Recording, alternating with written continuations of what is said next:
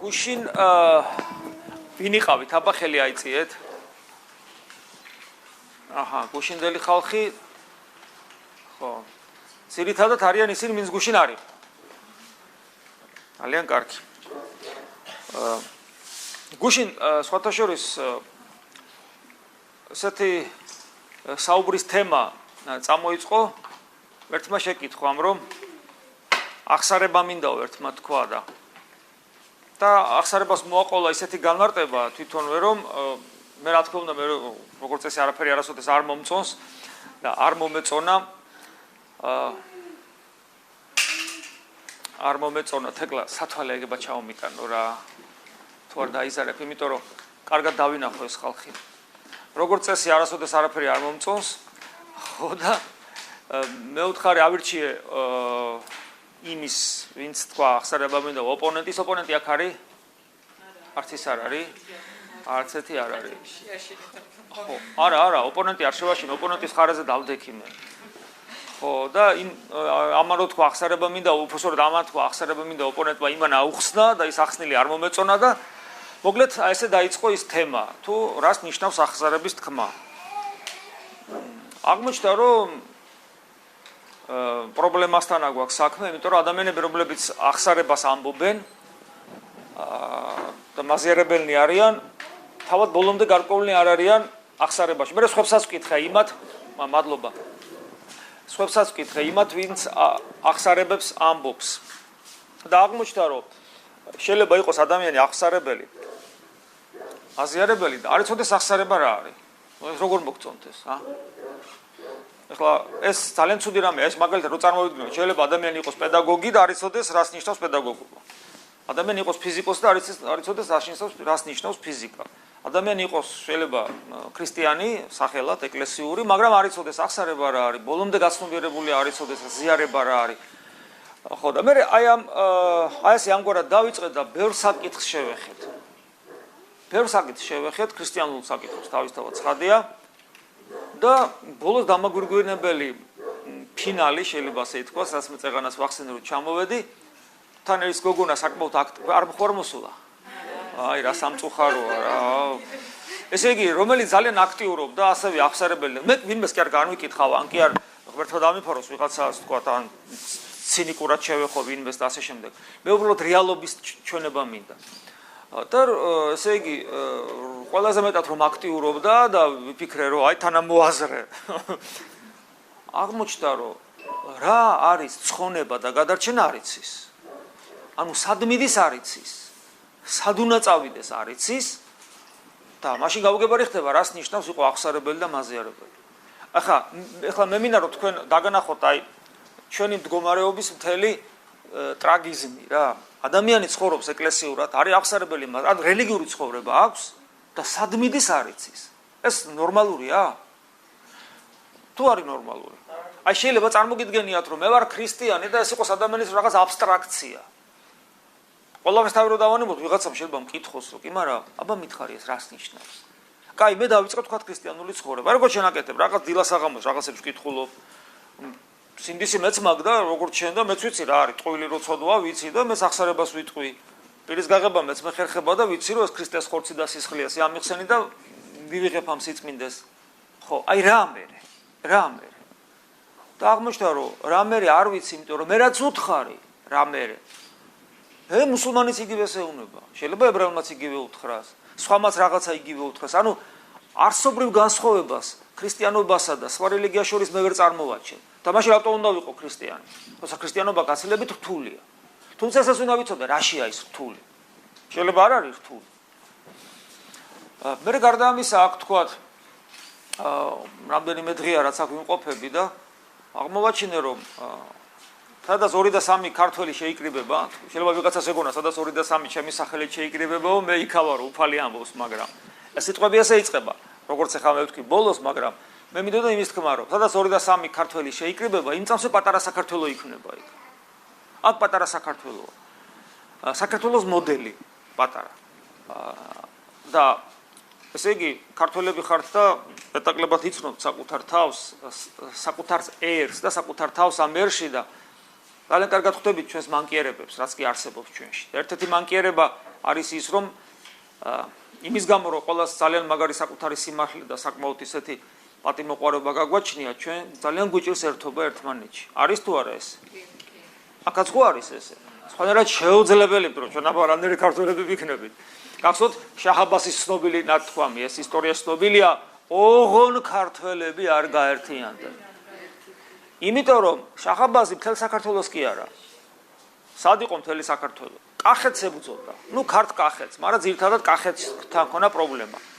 შაჰ-აბასს ყავდა 60,000-იანი რეგულარული არმია. ანუ მთელი ირანის ლომის, ეს ირანის ლომად იწოდებოდა, უძლიერესი სახელმწიფო ქონდა აღმოსავლეთში, აზანზარებდა მთელს, ესე იგი, აღმოსავლეთს ყველას მისში ეშინოდა და ამ ლომის, ირანის ლომის არმია იყო 60,000 გაწთმილი, მამაცი და ძალიან პროფესიონალი მეომარი. ესე იგი 30,000 ამ 60,000-დან ჩაწოლილია კახეთის მიწაში.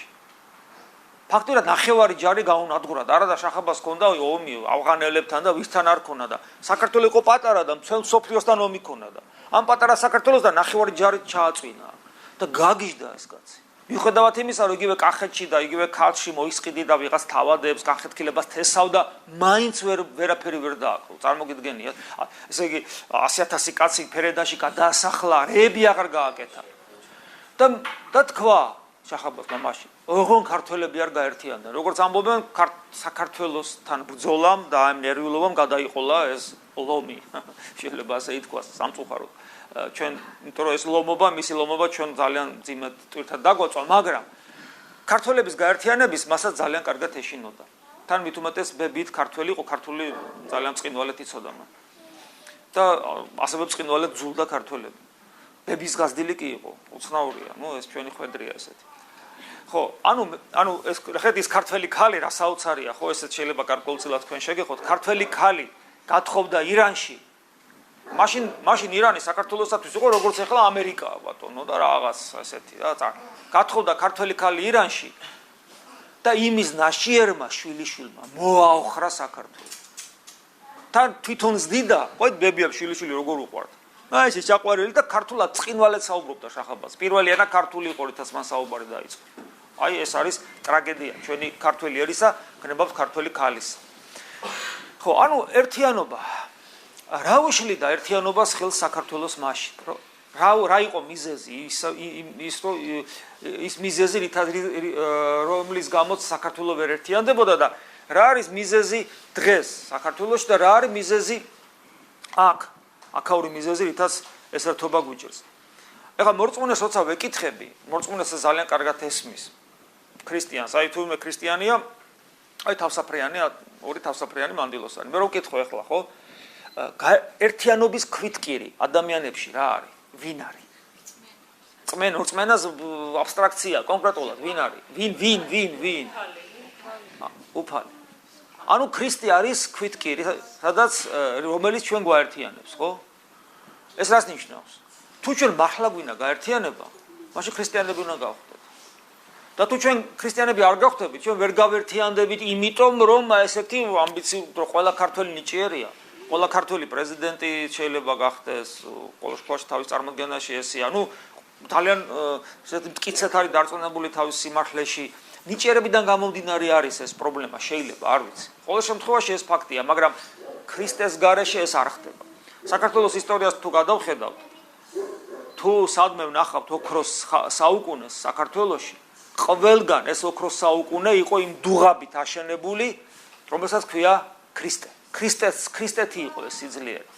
უფალი ამბობს კიდევაც, სადაც 2 და 3 ჩემი სახელით შეიკრიბება, მე იქ ვარ.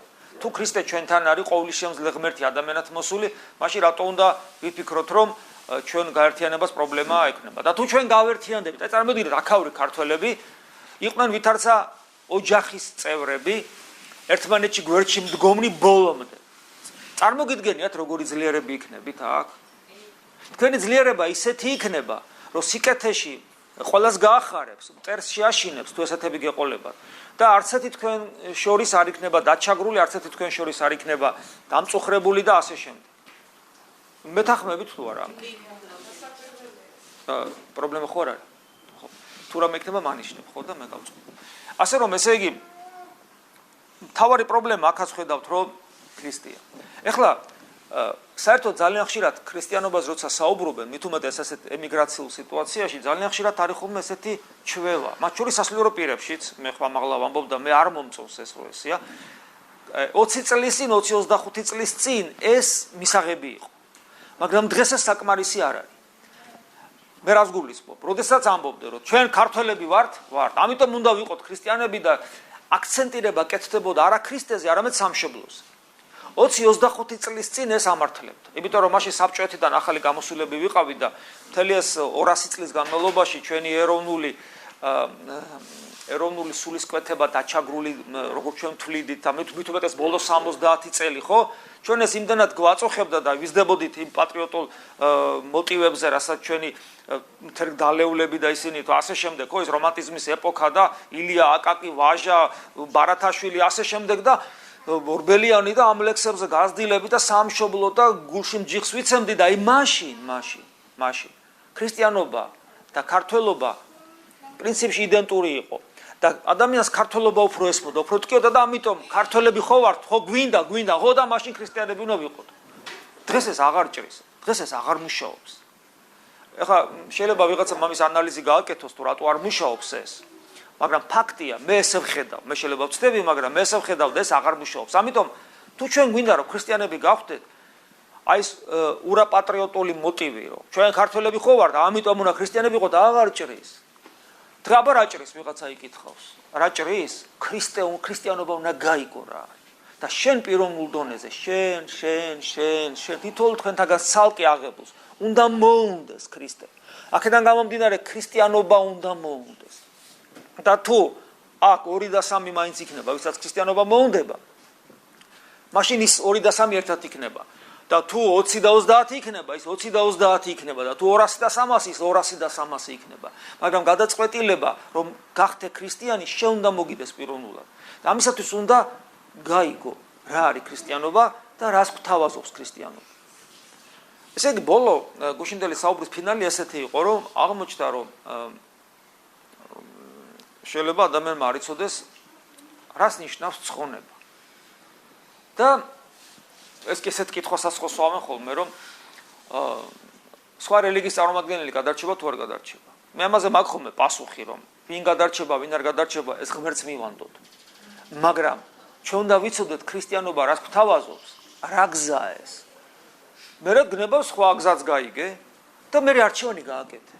და ქრისტიანისათვის ქრისტიანობა არის ერთადერთი ღმერთთან მიმყარებელი გზა, იმიტომ და რატომ? იმიტომ რომ ცხონება არის მარადიული სიცოცხლე ღმერთში, გადარჩენა იქ. ცხონება ცხოვრებასთან ასოცირდება, ეს არის გადარჩენა მარადიული სიცოცხლე ღმერთში.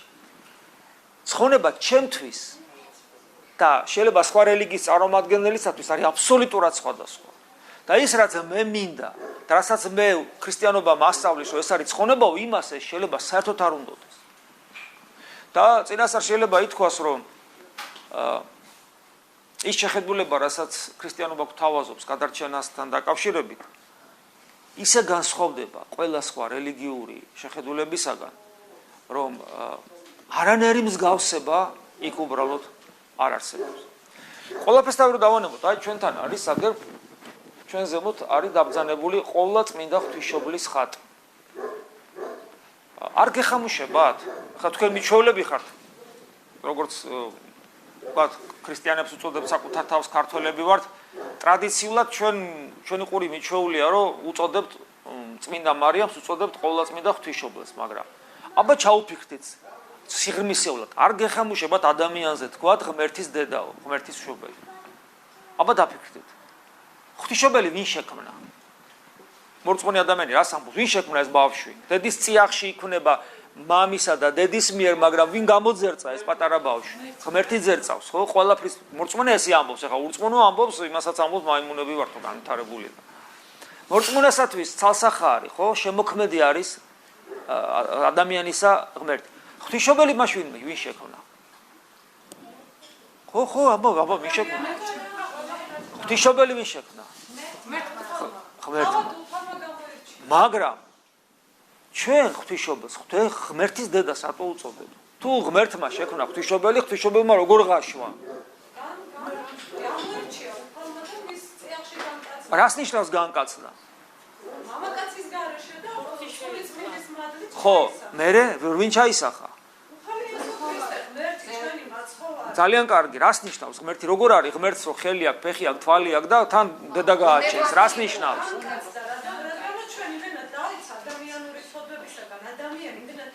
ეგ გავიგე, ეგ შემდგომი, ეგ განმარტებაა. რას ნიშნავს? აი როგორ გესმით თქვენ ქრისტე არის ღმერთი? რას ნიშნავს? ღმერთი ხო იცით? აი ღმერთი არის ვინც თვარე, ვარსკვლავები, მთელი ეს სამყარო შექმნა, ღვთისმშობელიც შექმნა, ღმერთი რომელიც ესე იგი არის რომელსაც არ აქვს ზომა, არ აქვს წონა, არის ყოვლის შემძლე, ღმერთია, კაცო და. აბა როგორ არის იესო ქრისტე ღმერთი? არის იქნება და ადამიანის მონება. იესო ქრისტე როდის გაჩნდა? როდის გაჩნდა? ესე 2000 წლის წინ დაიბადა პატარა იესო. 30 წელი რას აკეთებდა?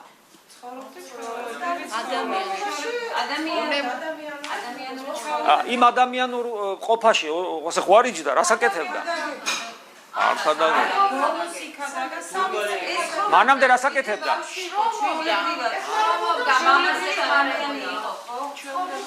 30 წლამდე მამამის როგორ გამზდელს, ის მამა არ იყო, მაგრამ გამზდელი სხვების თვალში მამა იყო.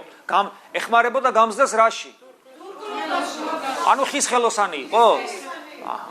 ესე იგი 2000 წლის წინ დაიბადა პატარა იესო, რომელიც ესე იგი 30 წლის განმავლობაში ცოტა რო წამოიზარდა, ეხმარებოდა გამზდელს, ყოველას თვალში ის გამზდელი მამათი ითვლებოდა და ხის ხელოსანი იყო. და აკვეთებდა, ასრულებდა შეკვეთებს თავის მამობილთან ერთად. ესია? ესია. გასაგებია, ხო? მე ახლა სხვანაირად მე მინდა სხვანაირად დაგანახოთ. მე მინდა თქვენში არსებული რწმენის სიდიადე და საიდუმლოებრივი მხარე დაგანახოთ. მე მინდა თქვენ შეძრწუნდეთ იმით, რაც გწამთ. მე ხა გეყვებით სიუჟეტს. აი მე მოვედი უბირი კაცი, არაფერი არ გამიგია აქ, მოვედი და პირველად ხედავ, čo აგერ მეჩეთი, აგერ სინაგოგა, აგერ ეკლესია და ეხლა მოვედი ქრისტიანებთან და გეკითხებით, აბა რა გწამთ და მეუნებით. იცი 2000 წლის წინ მარიამმა უკაცოთ, უქმროთ გააჩინა პატარა იესო, მე ხა ცოტა ამას შემაწწუნა, მაგრამ ვიფიქრე რომ რადგან ღმერთის მემწამს და უბრალოდ ვეძებ სად არის ჭეშმარიტება, თქვი რომ კარგი, რადგან ღმერთია, ღმერთს ყველაფერი შეუძლია ბოლოს და კი ბატონო, უქმროთ გააჩინა. იმიტომ რომ ღმერთი ჩაერია. რადგან ღმერთი ჩაერია, უკვე ადამიანური წესი ლოგიკა უკვე აღარაფერს ნიშნავს, ხო? კაი, მაგაში და მე მეუბნები რომ 30 წელი ის სწავლობდა და მე თვითონაც აკეთებდა ამ რაღაც ხის ნაკეთობებს და 30 წლის მერე მან დაიწყო ქადაგება. ყავდა, რამდენი მოწაფე ყავდა იესოს? 12 უახლოესი, მერე 70 ცოტა ნაკლებად უახლოესი და მერე 500 მოწაფე. ყოჩა, კარგია. 500 მოწაფე ყავდა. 500 მოწაფე ყავდა იესოს და ხლა 500 მოწაფე ბევრია, როგორ ფიქრობთ? ჩემ ტაძარში სადაც მე ვწვირა 500 მეტი მრევლი იქ დგას. ხო, 500 ცოტაა, ხო? ესე იგი 500 მოწაფე ყავდა და ეხლა მე მეუნებით რომ აი 2000 წლის წინ ხურო რომ იყო, ხურო იოსების შვილი, იესო, ხო? და მე რომელიც 3 წელიწად ნახევარი ქადაგებდა, ისიც ვინ არის და ვინ არის? მე გეკითხები რომ აი თვარე ნახე, მზე ნახე, ვარსკვლავები ნახე, ატომი ნახე, ელექტრონი ნახე, ყველაფერი ნახე, აი ვინც ეს შექმნა. მეტი ბიბლია წაკითხული გაქვს, წაკითხული მაქვს. აი მოსეს რო ეცხადება მაყლოვანში, აი ის მეწამული ზღვა რო გააპო, აი ის რაღაც სამყარო რო შექმნა და ესე იგი ნათელი რო შექმნა და ეს ქერუბიმები და ყველაფერი აი ეს არის აი ეს იესოი პატარა. როგორ დაგიჯერო? ვერ დაიჯერებ. არა, ღმერთი არსებობს, ღმერთი იუდეველისთვისაც არსებობს და მუსულმანისთვისაც. როგორ დაგიჯერო? ეხლა ვისაც ეს გწამთ, ეს არის სრული სიგიჟე, რომ ესე იგი 2000 წლის წინ პატარა იესო დადიოდა მე მუშაობდა და მე მოკლეს რომ თან ის ღმერთია ეს არის ადამიანური ლოგიკისათვის სრული სიგიჟე ამიტომ პავლე მოციქული ისეთ რას ამბობს ღმერთმა სისულელის ქადაგებით მოაქცია ეს სამყარო სისულელის ქადაგებით და პავლე მოციქული რას ამბობს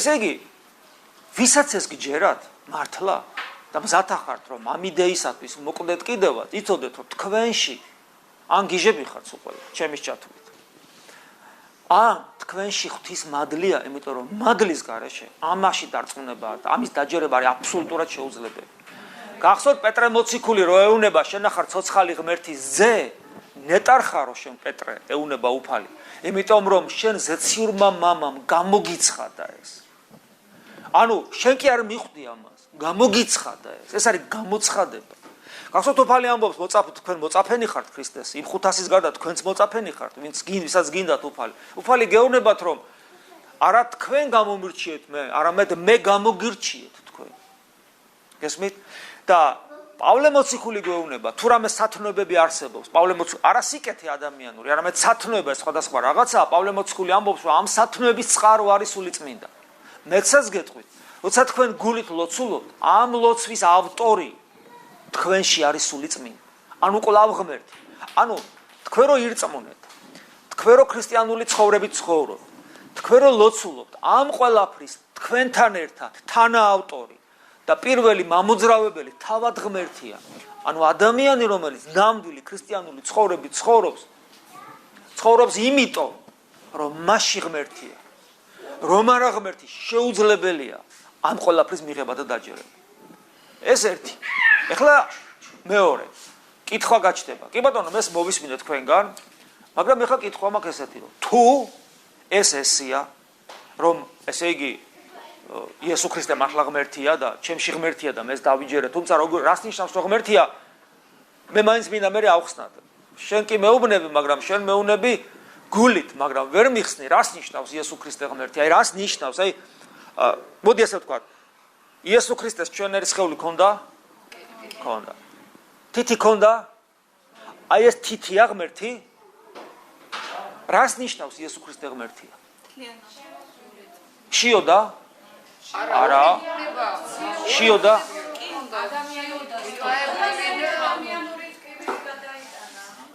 ორი ბუნება ახსენე ძალიან კარგი მაშინ მოდი ეს თემა ამოვწუროთ და მე გადავიდეთ იმაზე თუ რას ნიშნავს რომ იესო ქრისტე ღმერთია და მაშინ თუ ეს მართლა ესია მაშინ რა განსხვავებას და რა უპირატესობას აძლევს ქრისტიანობას არა ქრისტიანს ჩვენ საკმაოდ დაბალ დონეზე ვდგავართ რა უპირატესობას აძლევს ქრისტიანს უსასრულო უპირატესობას სხვა რელიგიასთან შედარებით მაგრამ ჯერ ეს საკითხი ამოვწუროთ ორი ბუნება ახსენე რომელ ბუნებაზეა საუბარი როგორც თქვენ ამბობთ და იმაზე ესე იგი ადამიანური და პლუს კიდე მეორე ზეციური ანუ ღმერთი და ადამიანი ერთდროულად ძალიან კარგი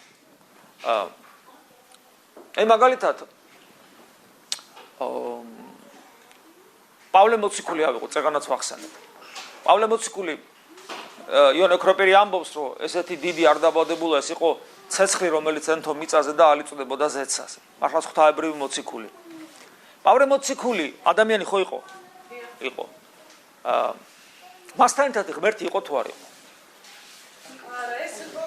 მაიც იყო თუ არა ღმერთი პავლე მოციქული ღმერთის გარეშე იყო აი მაგალითად პავლე მოციქული ამბობს რომ ჩემში ლოცულობს ღმერთი სულიწმინდა მამაო იყო თუ არა პავლე მოციქული და ღმერთი ერთად ლოცულობდა სულიწმინდის მადლით სულიწმინდა ღმერთია კაცო ანუ პავლე მოციქული და ცოცხალ მე კი აღარ ვარ არამედ ჩემში ცოცხლობს ქრისტე პავლე მოციქულის სიტყვებია არა მათქმეინა კაცო მე სხვა რამეს ვამბობ მე მინდა აქცენტებს გისვამ მე კი აღარა ვარ ცოცხალი ჩემში ცოცხლობს ქრისტე ქრისტეს წყლულებს ვატარებ ეს პავლე მოციქულის სიტყვებია მე მოვკვდი ქრისტესა ჯვართ მე მოვკვდი ისა ქრისტესთან ერთად ვკვდები და ქრისტესთან ერთად ცოცხლობ მე ეს ნათლობის საიდუმლოებაში იკითხება ეს ამონარიდი პავლე მოციქულისა და უამრავი სხვა ადგილი სადაც ძალიან კარგად ჩანს რომ პავლე მოციქული და ქრისტე ერთად არიან და აი არიან თუ არა პავლე მოციქული და ღმერთი ერთად? და მაშინ რატო არ არის პავლე მოციქული და ღმერთი? ისინი პავლე მოციქულის და ღმერთის ხო ერთად არის? მაგალითად იონე ნათლისმცემელი, თქვა ესაია წინასწარმეტყველი, ელია თესბიტელი, მოსე, აბრაამი, იმდენ ადამიანს ჩამოგითვლით, რომლებიც ღმერთთან ერთად იყვნენ. ხო, აი აბრაამი კაცია ჩვეულებრივი და ღმერთი აღთქმას უდებ. მე შენ აღთქმას დაგიდებ და შეგისრულებ. ნახეთ რა და ღმერთს აბრაამი ღმერთს როგორც კაცი კაცს ესაუბრებოდა და აი საოცრად ერთად იყვნენ. მე კითხვა მაქვს.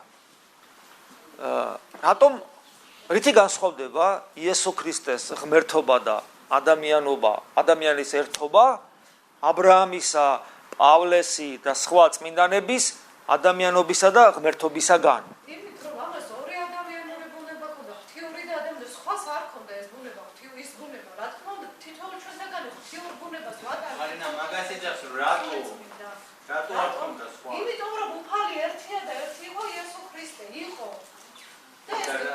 რითი განსხვავდება იესო ქრისტე? აი, ჩვენ ხო ვიცით რომ იესო ქრისტეს მუსულმანები უწოდებენ წინასწარმეტყველს.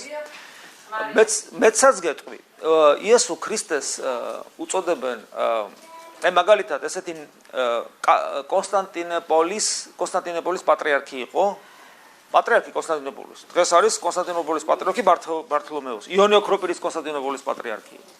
და იყო ერთ-ერთი კონსტანტინოპოლის პატრიარქი, რომელსაც ერქვა ნესტორი. პატრიარქი იყო, წირავდა, ლოცულობდა ჩვეულებრივად. ნესტორი ამბობდა, რომ ღვთისმშობელს არ შეიძლება რომ ღვთისმშობელი უწოდოთ. მას უნდა უწოდო. მაშინ კი არ იყო ის ნესტორი ქვია და ის იყო პატრიარქი. და მე რაღაც თავის იდეები გაავრცელა და ნუ მე ეკლესიამ განკვეთა, მაგრამ ის პატრიარქი იყო. ის ჩვეულებრივი იერარქი იყო, როგორც იონე ოქროპირი და სხვები, ეპისკოპოსი. ღვთისმშობელს ის უწოდებდა ქრისტეს მშობელს.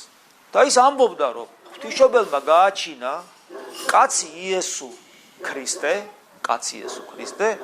და კაცი იესო ქრისტე ესეთი წმინდანია, რომ ყველა წმინდაზე, პავლეზეც, აბრაამზეც, იმაზე უფრო წმინდანია და ღმერთთან ერთობა, აქედან გამომდინარე, მისი ღმერთთან ერთობა უფრო მაღალი დონის იყო, რაც უფრო წმინდანი ხარ, უფრო მაღალი დონის ერთობა არა გაქვს ღმერთთან.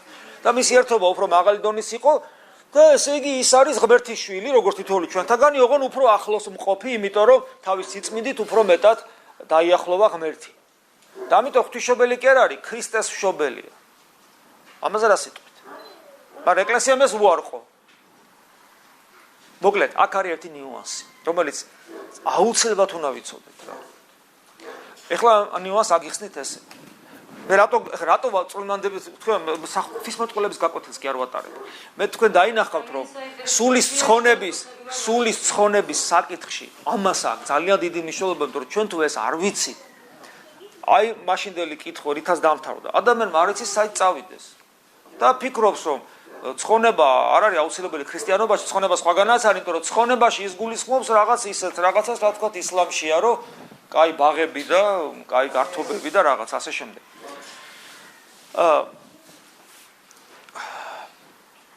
ეს არის ხელი. და ისი რო დავსვა კითხვა, ეს არის რა? ხო? მაგრამ ხო შემიძლია დავსვა კითხვა, ეს ვისი ხელია? თეოდორესი. ვისი თავია? ამ ადამიანის, ხო? ანუ ერთია რომ ეს არის ჩემი ბუნება და პასუხობს კითხვაზე რა, მაგრამ როგორც კი მე მოვიძიებ სუბიექტს, ვისიც არის ეს სხეული, იმ წამსვე დავსვავ კითხვას ვინ და ვიპოვ იმ სუბიექტს, ხო სწორია? პიროვნებას. ამ ბუნების უკან ვინ დგას პიროვნება? თეოდორე. ეს სხეული, ეს ბუნება, აი ვისაც ვხედავთ, რომელ პიროვნებას ეკუთვნის? ბუხუტის ეკუთვნის. აღარ ესეთ იდეალებზე ვსაუბრობ, თავის სახელი დავარქვა. ბასილის ეკუთვნის. ბასილს ეკუთვნის აი ეს ყველაფერი. ხო? ბასილი არ დაიყვანება არც ხელზე, არც ფეხზე, არც ტვინზე, არც გულზე. ბასილი ამბობს, ჩემი ტვინი, ჩემი გული, ჩემი არც სულზე არ დაიყვანება, ჩემი სული, ყველაფერი ჩემი. მიხდით რას ვამბობ? არის პიროვნება, რომელიც თავისი პიროვნული მახასიათებლებით თუ რითი ეს არის რაღაც საოცარი რამ ღვთისაგან, რომელიც მოიცავს ამ ბუნებას. ეხლა იგივე გავაკეთოთ ქრისტესთან დაკავშირებით. ქრისტეს ხელი ვის ეკუთვნის? რა ქვია ამ ღმერთს? არა, იესო ადამიანური სახელია. მისი ღვთაებრივი სახელი რა არის? ძეღმერთი. ანუ ხედავთ რა ხდება? პიროვნულად ქრისტეს ადამიანური ბუნება ეკუთვნის ძეღმერთს. ადამიანური პიროვნება არის აქ? არ არის. არ არის ადამიანური პიროვნება. არის ღვთაებრივი პიროვნება, რომელსაც აქვს ღვთაებრივი ბუნება და განკაცება ნიშნავს, რომ მან თავის წიაღში შემოიყვანა ადამიანური ბუნება. აი, გასაგები რომ იყოს მაგალითი ვინა მოიყვანო, ესეთი ფილმი არსებობს, ავატარი თუ გინახიათ. გინახიათ ავატარი ფილმი? ამ ფილმში გახსოვთ როგორი სიუჟეტი არის? ჯარისკაცი ამერიკელი, რომელიც იმ პლანეტაზე გადავა და მისი პიროვნება ხან ამ სხეულს ფლობს, რომელიც დაინვალიდებულია, ხო ვერ დადის. და ხან კიდე ფლობს იმ რაღაცა არსების იმ არსებაზე რო ცხოვრო, იმ პლანეტაზე რო იმარს და ერთა იგივე ხომ არის? გაიხსენეთ? პიროვნულად ეს არის ერთა იგივე. ოღონ ხან ეს სხეული აქვს და ხან ეს სხეული აქვს, ხო სწორია? ესე იგი ამ ფილმში, თუ ეს ფილმი არ გინახიათ, ნახეთ და ნახეთ რა კარგი მაგალითია. არის ერთი პიროვნება, რომელსაც ხან ამერიკელი ჯარისკაცის ისა აქვს, რა ქვია, სხეული. ხან კიდე იმ უცხო პლანეტელი სხეულია. მაგრამ ხასიათებით, მანერებით, შინაგანი ვაჟკაცობით და მისრაფებით ერთა იგივეა. ოღონ ამ თავის პიროვნულ თვისებებს ხან ამ სხეულში ავლენს, ხან ამ სხეულში ავლენს და პიროვნება ერთია, ბუნება ორია, ხო? ადამიანური ბუნება და იმ უცხო პლანეტელის ბუნება. ეს შეიძლება ცოტა ვულგარული მაგალითია, ღმერთზე როცა ვსაუბრობთ, მაგრამ ვისაც ეს ფილმი უნახია, ეხლა მიხვდება, რაზე ვლაპარაკობ. არის ერთი პიროვნება, ძეღმერთი, მამისა და სულიწმინდა ღმერთის თანაარსი, შემოქმედი მთელი სამყაროსი და განკაცების მერე მას აქვს ორი ბუნება. ღვთაებრივი ხო ქონდა, ეხლა აქვს ადამიანური ბუნებაც. ეს ნიშნავს იმას, რომ ის თავის პიროვნულ თვისებებს, რომელიც არის ღმერთის პიროვნული თვისებები, ამჟღავნებს როგორც ღვთაებრიობაში, ასევე ადამიანობაში. ამიტომ იესო ქრისტე როცა გიყურებს ადამიანური თვალები, ამ თვალების მიღმა გიყურებს თავად ღმერთი, რომელსაც ეს სამყარო შექმნა. როცა ის გეუბნება რაიმე სიტყვას, ეს სიტყვა არ არის ადამიანის სიტყვა, ადამიანი იესოს სიტყვა. ეს ადამიანური ბაგეებით წარმოთქმული სიტყვაა, მაგრამ ის პიროვნულად არის ღმერთის სიტყვა. გესმით? ნახეთ რა საოცარი რაღაცა. ეს არის ჩვენი უცნაური რწმენა, რომელსაც ვერ იღებენ და ამაზე მძვინვარდებიან სხვა რელიგიის წარმომადგენლები, მაგრამ ლოგიკისათვის ეს ცოტა ძნელი გასაგებია, მაგრამ აი, ეს ავატარის მაგალითი მოვიყვანე, რომ პიროვნება ერთია და ორი ბუნება. ამიტომ ღმერთკაცი ნიშნავს არა ისეთ ზნეობრივ ერთობას, წმინდანსა და ღმერთს შორის რომ შეიძლება იყოს. არამედ ისეთ ერთობას, რომელიც წარმოუდგენელია, მაგრამ მოხდა ერთი პიროვნებას ეკუთვნის ღვთაებრივის და ადამიანურის და სუბიექტი ერთია. ამიტომ ძეღმერთი ისევ ძეღმერთად დარჩა, არ არის ორი ძეღმერთი, მაგრამ უბრალოდ ორი ბუნება აქვს. ეს. ეხლა მე ეს გავიგე მაგალითად და ლოგიკურად შეიძლება რაღაცა მომეწონოს კიდევაც სიტყვაზე. ეხლა მე კითხვას ვსვამ. კი, მაგრამ ეხლა ეს მე რაში მარგია და რაში მეხმარება? მე რომ გავაადვილოთ, ჩვენ შეიძლება ეხლა ეგრე მთელი კურსი ჩავატაროთ ღვთისმეტყველების, მაგრამ რომ გავაიოლოთ საქმე წინასწარ დგავნაბიჯ და ვამბობ, რომ მე ამას რაში მადგება მე ეს, აი, ჩემს რელიგიურობას რაში ეხმარება ეს ცოდნა ამ შემთხვევაში. და მე საბოლოო ჯამში ქრისტიანობა ავირჩიო, მე ხო არ ამირჩევია, მე ვეძებ, ხო? უნდა ვიცოდე რა დამოკიდებულება აქვს ქრისტიანობას ცხონებისადმი და რა დამოკიდებულება აქვს ცხონებას სხვა ნებისმიერ რელიგიას, მოდი ავირჩიოთ ისლამი. რატო ახლა ისლამი? იმიტომ რომ ისლამის ბიბლიიდან წამოსული რელიგიაა და რაღაცნაირი გაგებით ის ჩვენ გვაქვს, ზოგს ერთ და იგივეც გონიას. ეხლა ნახოთ ისლამს რა დამოკიდებულება აქვს ცხონებისადმი. აი რაც ბუში იმ გოგონამ თქვა და მე რაღაც დღეს ვერ მოვიდა და არა უჭის. ისლამი ამბობს ესეთ რაღაცას და მე მინდა პასუხი გამცეთ თქვენ, რამდენად შეესაბამება ისლამური სწავლება ცხონებისადმი იმ ქრისტიანულ კატეგორიას ვცნებას, რომელიც ჟღერს ესე. ღმერთი არის სიყვარული. აი მაგალითად ესეთი რამე ხდება. ისლამი გეუბნება, რომ შენ უნდა უერთგულო ღმერთს და თუ შენ ბოლომდე ღმერთს უერთგულებ, გახდები მისი მეგობარი. ცუდი რა არის ამაში? არაფერი, ძალიან კარგია ეს ყველაფერი.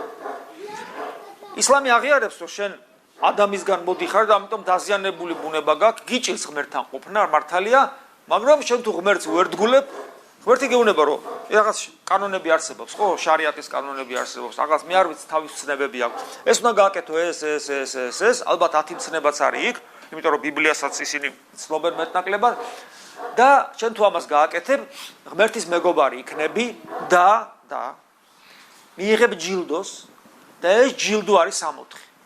რა არის 64? ესეთი სიმბოლური აღწერა აქვს. 64 ეს არის ულამაზესი ბაღები, სადაც არის თაფლისა და რძის დინარეები, ულამაზესი ქალწულები და მოკლედ თუ რაიმე ბედნიერება და სიამოვნება შეიძლება წარმოიდგინოს ადამიანმა ხორციელად, ყველაფერს გთავაზობენ.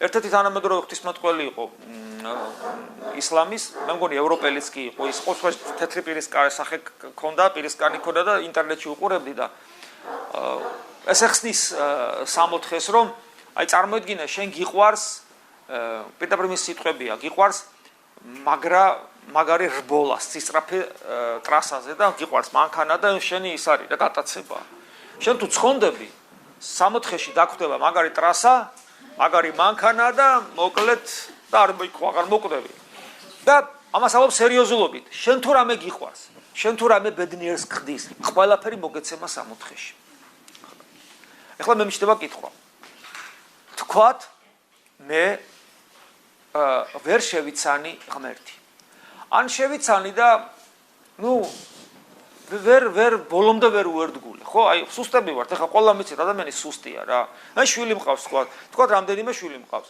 ყველას ერთნაირად ვასწავლი შვილო ესეთი უნდა იყოს ზოგმა შეძლო ესეთი და ესეთი იყო ზოგმა ვერ შეძლო ზოგს უჭირს ურჩობს აშავებს ეხლა რა ვქნა ვინც გავაგდო ხო აი ხო გესმით არა ანუ რატო იმიტომ რომ შეიძლება გასაგდები იყოს მაგრამ მაინც ვერ გავაგდებ იმიტომ რომ შვილია და მიყვარს ეხლა ნახეთ მე კითხვას ვსვამ მე ვიცხოვრობ თქო ამ ქვეყანაზე 70-80 გინა 100 წელი სულ ერთია 100 წელი ძალიან ცოტა მით უმეტეს 20-25 წელი ძალიან ცოტა თქვა 100 წელი ვიცხოვრე მაგრამ 100 წელი და მარადისობის შედარება შეიძლება მარადისობა 100 წელი ამ 100 წელიწადში ისეთი სტრესები გადავიტანე ისეთი მძიმე ცხოვრება მქონდა ნუ ვერ მოვახერხე უფლის ერთგულება ისე როგორც საჭირო იყო ან საერთოდ რწმენაში წეჭვი შემეპარა იმიტომ რომ იმდენ უსამართლობას ხედავდი ჩემს გარშემოსო ღმერთო შეხო სამართლიანი ხარ და სადახარ და ვერ ჩემი რესურსი არ ეყო არც გონებრივი არც გულისმიერი არ ეყო არც აღზრდა მქონდა ისეთი დავიბადე ურწმუნოების ოჯახში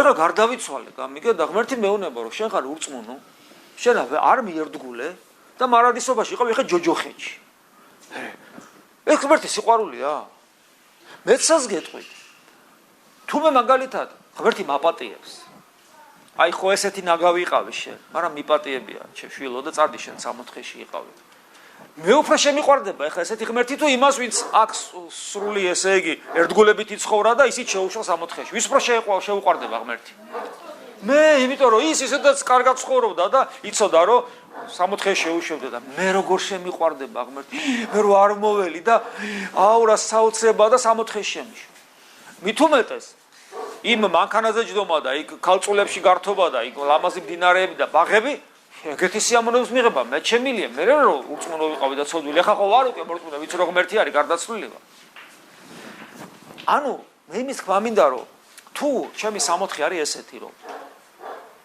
ღმერთი დგას და აქ არის 64-ის კარები აქ არის ჯოჯოხეთის კარები და რიგია შენაკეთ შენიკით ესეთი ღმერთი სიყვარული ვერ არის იმიტომ რომ თუ სიყვარულია ყველა მობრძანდით ბატონო აქ და ისიამოვნეთ იბედნიერად ჩემი შვილები ხარ სწორი არ არის თუ არ არის სწორი ეხლა უყურეთ ქრისტიანობა და როცა მეუნებია აი მუსულმანი ცხონდება ვეუნები ღმერთს კითხეთ მაგი ის კაცი და ის ქალი თუ ცხონდება მაგრამ რომ მეუნები მუსულმანი ცხონდება იმ კუთხით რომ ისლამი აცხონებს თუ ისლამი 64-ის ბაღები ან რაღაც ესეთი და მოკლედ ისეთ რამეს თავაზობს ადამიანს რომ და იმას ეს უნდა რომ მე როცა შევთავაზებ ქრისტიანობა რას თავაზობს შეიძლება იმას ეს საერთოდ არ მოუნდეს და რას თავაზობს მაშინ ქრისტიანობა თქვათ პატარა გოგოა რომელიც შეიყვარა პრინცმა და ეს ამანაც შეიყვარა ეს პრინცი რა ქვია ამ ზღაპარას ზოლდუშკა ხო სამი კონკია სამი კაკალი კონკია ასათვის ხო გაგვიგია ეს ხო აი წარმოიდგინეთ კონკია ვინ არის კონკია ეხლა ეს გასაცოდებული ღარიბი ადამიანია ლამაზი კია მაგრამ გაუბედურებული და უცებ ამ პრინცმა შეიყვარა საოცარი ზღაპარია საოცარი ლამაზი ზღაპარია მაგრამ ეს კარგი ზღაპარია და რატო ჩვენ გამოვიყენებთ ეხლა მაგალითისათვის წარმოიდგინეთ კონკია გახდა მისი ცოლი და იმ ზღაპრულ სიმდიდრეში და ბედნიერებს სასახლეში მოხვდა ეხლა მე კითხვა მაქვს ორი კონკია წარმოიდგინეთ. ანუ ორი მდგომარეობა კონკიას. ერთი მდგომარეობა, რომ ისე უყვარს ეს თავის პრინცი, რომ არაფერი არ ახსოვს და ბედნიერია და კონკიას მეორე მდგომარეობა. აი ის სიმდიდრე ახარებს და ის პრინცი მაინდა-მაინც არ ედარდება. პირველ შემთხვევაში პრინცი რო გარდაიცვალოს, ახალგაზრდა, კონკია გაუბედურდება და შეიძლება ეს ყველაფერი დატოვოს, გლახაკებს დაურიგოს და მონაზვნად აღიკვეცოს. იმიტომ რომ მისთვის ბედნიერება დაამთავრდა. და მეორე შემთხვევაში თუ პრინცი ახალგაზრდა გარდაიცვლება, ეს ადგება და მეორეთაც გათხოვდება და თუ საჭიროა მესამეთაც და ამ სიმდიდრეს დაეპატრონება და ბედნიერი იქნება. განსხვავებას ხვდებით? პირველ შემთხვევაში კონკია ბედნიერია, რომ აქვს პიროვნული ერთობა თავის საყვარელ მეუღლესთან და მეორე შემთხვევაში კონკია ბედნიერია, იმიტომ რომ აქვს ეს სიმდიდრე, რომელია სწორი? ეხლა ეს იგივე ეს გადავიტანოთ ღმერთთან ურთიერთობაში. ქრისტიანობა მეუბნება, რომ ღმერთი არის ცოცხალი და იგი არის პიროვნება.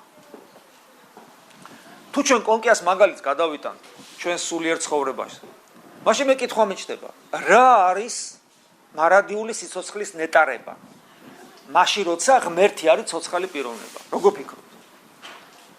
სამოთხეში ნებივრობა იმ თაფლისა და რძის მდინარეებში თუ პიროვნული ურთიერთობა ღმერთთან. ანუ გესმით, აი აქ იკვეთება უკვე პირველი შტრიხები განსხვავებისა ქრისტიანობასა და ყველა სხვა რელიგიას შორის. ქრისტიანობა გეუბნება, რომ ცხონება, გადარჩენა არის პიროვნული ურთიერთობა ღმერთთან და ღმერთის წიაღში ყოფნა, როცა ღმერთი არის შენში და შენ ხარ ღმერთში და ეს პიროვნული ერთობა.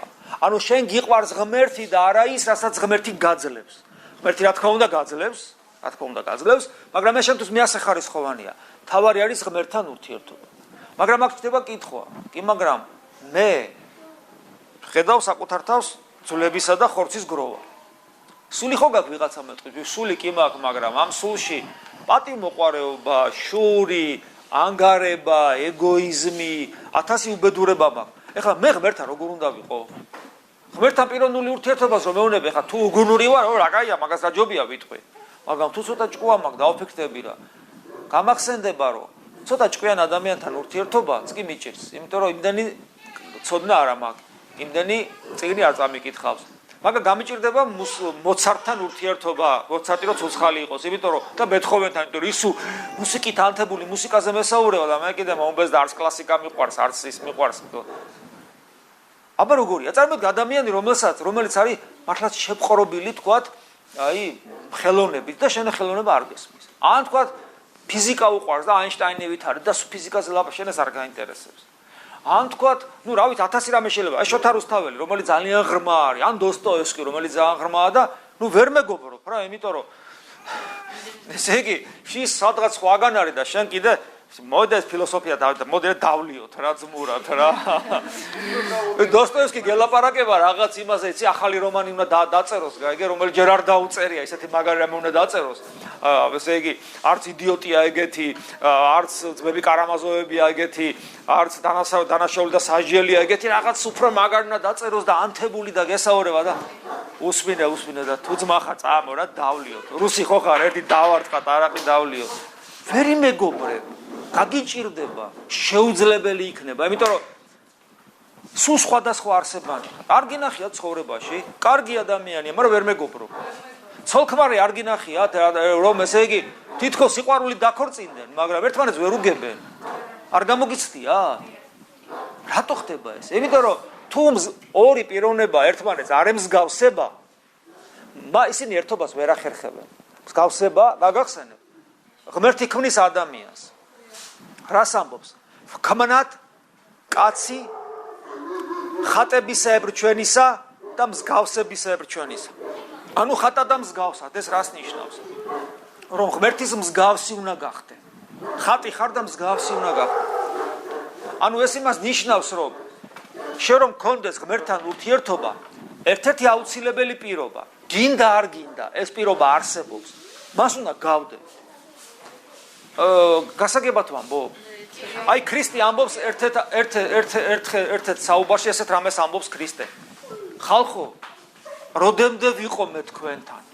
როდემდე თავს ვიდებდე თქვენსას, ანუ თქვენს პრობლემებს როდემდე უნდა ვტვირთულობდე და როდემდე უნდა ვიყო მე თქვენთან? მოდის სეცაზე ესაუბრება, მოდის ძმა თუ ორი ძმა და ძმა მოდის და უთხარიო ჩემი ძმაო, ნაკვეთი ვერ გამიყო წესიარათო და ნაკვეთი გაგვიყავიო და კაცო, ვინ დამადგინა მე თქვენი, ესე იგი რაღაც ეკონომიკური პრობლემების მოსაგვარებლად ქრისტე წუხს. ქრისტე ძალიან წუხს. იმიტომ რომ იმათ არ ესმით. ანუ ქრისტესთან მეგობრობა იოლიგონიათ. რატო ყავდა 500 მოწაფე რითაც დავიწყე? იმიტომ ვერ უგებენ მაცხოვარს. ვერ უგებენ, თან ვერ უგებენ ზნეობრივი ადამიანები, რელიგიური ადამიანები, სამშობლოს მოყვარე ადამიანები. ვერ იგებენ ეს რას ამბობს. წაიკითხეთ სახარებაში საუბრობს ნიკოდიმოსი, რომელიც ჟულის მოძღვარია, სინედრიონის წევრია, ვერ იგებს ქრისტე რას ლაპარაკობს. ქრისტეს საყვედურობს, ხალხის მოძღვარი ხარ და ეს არ იცი და არ იცის.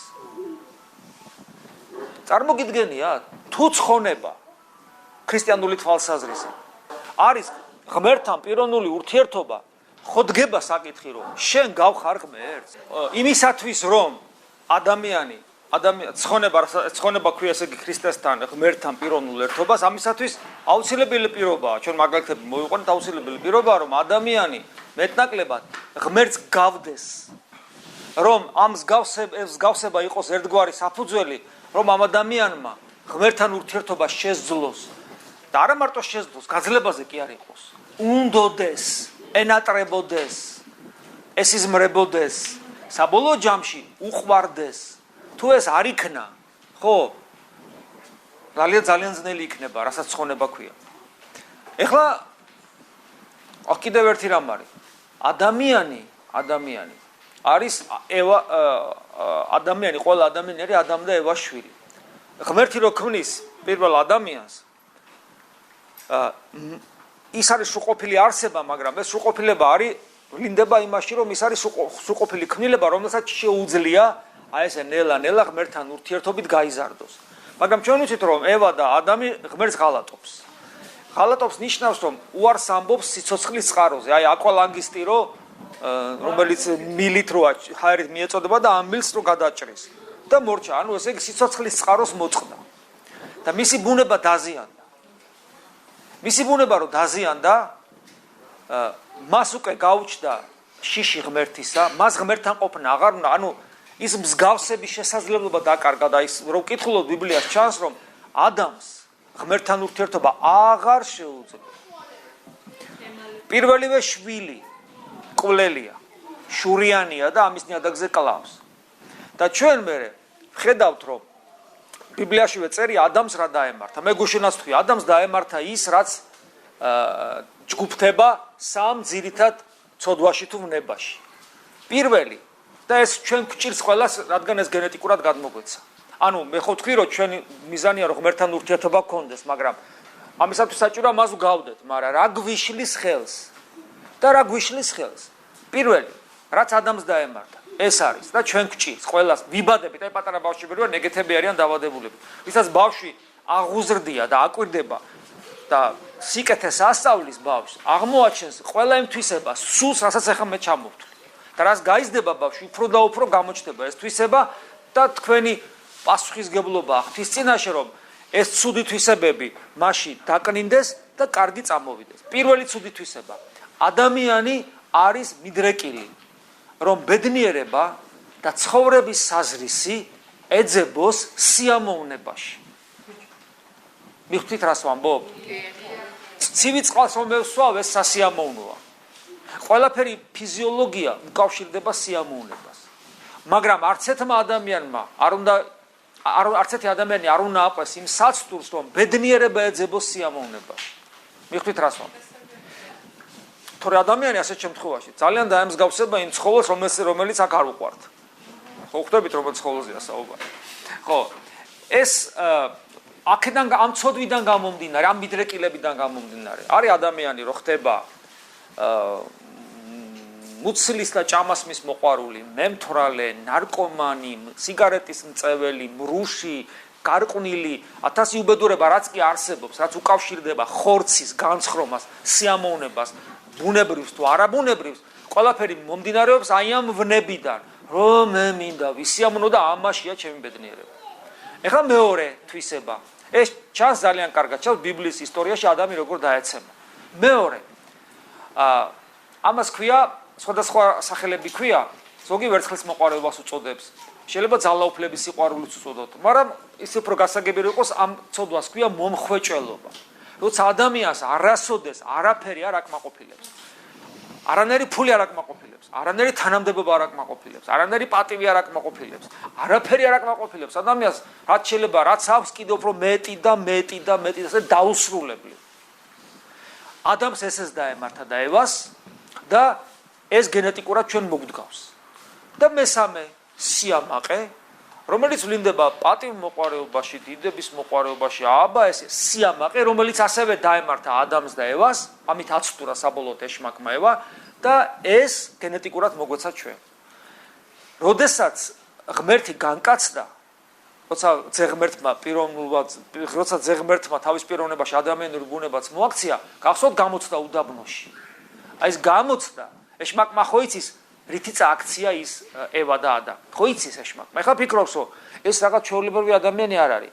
რაღაც ეჭვმაქ რო ეს ძეღმერთია, მაგრამ რას ნიშნავს ძეღმერთი ბოლომდე არ იცის ეშმაკმა, მაგრამ ადამიანური ხორცი ხო აქვს დასული და ფიქრობს, ის როგორც წავაქცია, ამასაც ისე წავაქცევ. მით უმეტეს ეს ხო ადამიანის შვილიც არის, ადამიანიდან მოდის. ესე იგი მოვერევი და გახსოვთ, პირველი გამოცდა სიამოვნების ქვები გადააქციე პურად. და აი ამ სიამოვნებიდან, ამიტომ შია და სიამოვნებას უკავშირდება, ის ეშმაკის ნებას აღასრულებს. უფალი ამას უარყოფს, ვერაჯობებს. შემდეგ მომხოჭოლობა, რო აჩვენა მთელი ამ სოფლის ძალაუფლება, სიმდიდრე და ყველაფერი შენი იქნება თუ მეთაყვანები. უფალი უფალს ამითაც ვერაჯობებს და ბოლოს გადმოხტი ციხიდან თუ ტაძრის სახურავიდან და შეყვარება ძეღმერთი ხარ, ამბობენ რომ შენ არ დაიმტრევი, იფრენ ჰაერში ანგლოზები აკიტაცებენ და ხალხი მერე გამოყვება, ანუ დიდების მოყვარებაში ჩაალგოს, რომ აი როგორა ვარ, აბა გამომყევით. უფალი ამასაც უარყოფს. და მერე იოანე ღვთისმეტყველი ამბობს, რომ არის ამ სოფელში გულისთქმაი ხორცთაი, გულისთქმაი თვალთაი, ანუ მონხოჭოლობა და სიამაყე ამ სოფლისა. ყოველი ადამიანი მოსული დედამიწაზე იბადება აი ამ სამი მიდრეკილებით და რომ მოდის ადამიანი და მეუბნება, მამო იცი მე ეგოიზმი არ მჭირს. ან მოვა ადამიანი და მე იცი არავის არ მშურს. შური ეგოიზმი, მე მრისხანე არა ვარ, ყველაფერი ამ სამიდან იბადება, ხო ჩვენ არ აქვს დრო რომ ყველაფერი გავშალოთ, აი შური ეგოიზმი, ანგარება, პატივმოყვარეობა, ესე იგი ყველაფერი აქედან იბადება, აი უბედურების სამიდან, ხო? ვეუნები, აი რომ მითხრა, ღვიძლი არ მაქვს ამას დაგიჯერ. მაგრამ აი რომელიმე ეს არ ამაქო, ამას ვერ დაგიჯერებ, იმიტომ რომ ადამიანი ამით აუცილებლად იბადება. მერე გავახალმე თქვა გარკვეული პერიოდი ცხოვრობს ადამიანის სულიერ და მოვა და მეუბნება, მამაო, რას წარმოვიდგენდი, მაგრამ აი ჩემი ახლობლეს რაღაც წარმატება აქვს. თუ დააწინაურეს არ შემშურდა და შეშფოთებული ბიჭი, როგორ ის ხო ჩემი ყველაზე უსაყვარ, როგორ შემშურდა. მეუბნები გილოცა. ესე იგი დაინახე შენი თავი, როგორც იქნა არა ნაგავიწყა. მაგრამ შეზეუარესე მე ვარ იქ ვამშვიდებ, იმიტომ რომ ესია. ანუ ხედავთ, აი გეკითხებით ახლა. ეს უბედურება როცა ჭირს ადამიანს და ამით იბადდება, ესაც ბავშვები აღუზრდია, კარგად დააკვირდით, ეს ყველაფერი ბავშვი არის და დიდი წვალებაა მშობლისა, რომ ეს ნელ-ნელა დაიდგუნოს მერე სულიერი ცხოვრება, რომ როგორმე ადამიანმა ამას აჯობოს. ეხლა ვიღაცამ შეიძლება თქვას, რომ არ შეიძლება ადამიანმა მართლაც ამას აჯობოს. არ შეიძლება. და რატო? ქრისტე ამბობს ესეთ რაღაცას. ვისაც უნდა რომ მე გამომყვეს, უკე თუ გინდათ მე შემომიდგეთ უფალი ესე ამბობს. ვისაც უნდა შემოდგომა ჩემ და ძველ ქართულად. წესით უნდა ეთქვა, წესით. უარყავ შენში არსებული ეს ცოდვები. მე შენი ჯვარი აიღე, ანუ ეს ცხოვრება რაც არის, ხო, განსასწრებელი და გამომყევი. იქნებოდა აბსოლუტურად ლოგიკური. რა თქმა უნდა, ცოდვები უნდა უარყო და გამომყვა. ქრისტე ამას გეუბნება. ქრისტე ამას არ გეუბნება. ქრისტე გონება საოცარ რაღაცას. წოდები კი არ უარყავი, აბა გაიხსენეთ რა შეუნება? საკუთარი თავი უარყავი და ისე გამომყევი. ვაი, ხედავთ რა საოცარ ამესეულო. მე სხვაგან ამბობს, თუ მეორეთ არ დაიბადე, ვერ შეხვალ სასუფეველში. სხვა ადგილას ამბობს, რომ როგორც აკლემი ვერ გაძვრება ნემსისხვრელში, გახსოვთ ის ნემსისხვრელი იქ რომ არის. ნახე პირველად იქ მართლა აკლემი ვერ გაძვრება. მაგრამ ნახე რას ამბობს, გონი აკლემი უფრო ადვილად გაძვრება ნემსისხვრელში, ვიდრე ადამიანის შევა სასუფეველში. ვაი, და პატრონო და მოციქულები ეს ვინ ცხონდება? და უფალი ნახეთ რას ამბობს, კაცისათვის ცხონება არის შეუძლებელი. ცხონებაში გულისხმობა ღმერთთან პიროვნული ერთობა. ერთობა ღმერთთან, აი ესეთი, ეს შეუძლებელია უფალი ამბობს. რატომ? იმიტომ, რომ შენი ბუნება და აი ეს უბედურება, ცოდვა, რომელიც არის ფაქტურად ჯოჯოხეთია ეს ყველაფერი, არის ერთი და იგივე. ანუ შენი ბუნება და ეს ცოდვა, აი ეს ჩამონათვალი, თელი ეს ბუკეტი ცოდვების და საშინელება არის ერთი და იგივე, აი ესია. ამის განცალკევება არის შეუძლებელი, იმიტომ რომ ამის განცალკევება რომ შესაძლებელი იყოს, უფალი გეტყოდა, შენ გამომყევი და ცოდვები დატოვე. შეუძლებელია ამის განცალკევება, იმიტომ რომ შენ და ეს, ანუ ცოდვა ეს რაც ჩამოთვალე, ხო, ეს მომხოჭველობა, ეს სიამოვნების მოყარეობა, ეს სიამაყე და ყველაფერი თავის განშტოებებით არის შენი ბუნება უკვე. შენ ხარ ესეთი. ეს შენა ხარ. აი ხა მაიმუნს რომ მოთხოვო რომ გახდი ახლა ბალერინა, ნუ არ გამოვა, იმიტომ რომ მაიმუნია. ღორს რომ მოთხოვო რომ გახდი კარგი ირემი, არ გამოვა, ის ღორა დარჩება და ის ბალერინა ვერ გახდება. იმიტომ რომ ეს არის მისი მაიმუნობა და ის ღორობა, ეს ამათი ბუნება, ხო სწორია? აი აქ ვაწყდებით ესეთ საოცარ პრობლემას. რა ვქნათ მაშინ? მაგრამ მე რომ მინდა ღმერთთან ყოფნა, იმიტომ რომ ჩემში ეს რომ ცოცხალია მაინც ეს ყველაფერი. რა გავაკეთო ამისათვის და აი აქ ხდება საოცრება. როგორ? არავითარი ახსარება არ გიშველის, რა ახსარება? კიდევ მეორე, მოყურე რა ხდება, ეთყობა კარგად ვერ ავხსენი. აი გოჭუნია რო ავიღოთ რა. გოჭუნიამ რაც არ უნდა ახსარება თქვას, ის მაინც რო გაიზრდება კიდე რა გახდება ხო იცი? არ გამოვა. უფალი პავლე მოციქული გეუბნება, უნდა მოკვდე ქრისტესთან ერთად, რომ გაცოცხლდე ქრისტეს. არა, რას ნიშნავს ეს სიკვდილი? რას ნიშნავს უარყავ შენი თავი? ეს რას ნიშნავს? ვერ აკვდინებ. გამორიცხულია. ესე იგი თქვენ ეთყობა ვერ გაიგეთ. უფალი ამბობს, ადამიანისათვის არის შეუძლებელი ცხონება. მე გელაპარაკებით შეუძლებლობაზე და შენ მეუნები რომ უნდა მოაკვდინო, უნდა ახსარება თქვა, ვერ გამოვა ეს. ეხლა უფალს არ უნდა, უფალს უნდა. მაგრამ აქ საჭიროა, უყურე როგორი რაღაცა უფლისნებით, აი მაგალითად. ბავშვმა რაღაცა დააშავა. რა კერძოდ? აი თქვა ხელი ის არის ღუმელი და მეუნები შვილო ხელი არ დაადო. ხო მამიკო ხელი არ დაადო. კი მამიკო არ დავადებ. მივიხედე და ეგრევე დაადო ჩემ ჯინაზე. რა სასახარე ბავშვია, ხო წარმოგიდგენიათ? და დატოვა იქ რაღაც კანის ნაფლეთები საშინელება. ეხლა მე უთხრა, მაგრამ ნუ მიპატიებია შვილი. ჩემი ნება რო გაპატიო. არ უშველის. ახსარებას მე მამი ხელი დავადი არ დაგიჯერე, მიპატიებია შვილი, მიპატიებია. კარგი, ჩემი შვილი ხარ. უშველის? არ უშველი. რაღაცა სხვა რაღაცაა საჭირო. და აი სხვა რაღაცა სწორედ გააკეთა უფალმა, რასაც ქვია განკაცება. ეხლა რა არის განკაცება? წარმოიდგინეთ დიდი ხე, რომლის პირველი ფესვი არის ადამი. ხო? ადამიდან ვინ გაიზარდა, ვინ ამოიზარდა პირველი? ევა, ხო? მათი ურთიერთობით პირველი ვინ გაჩნდა? კაენი. და დაიწყო და ჩვენ ვართ აი ამ დიდი ხის ტოტები, ბოლო ტოტები, აი ტოტი როა და ხეროა უზარმაზარი და ბოლო კვირტებს რო უყურე. ბოლო კვირტები ხარ თქვენ მოგეთ შეიძლება ასე ითქვას. ბოლო. მაგრამ ესე იგი, რაც არის ფესვი, ისა ვართ ჩვენ, ხო?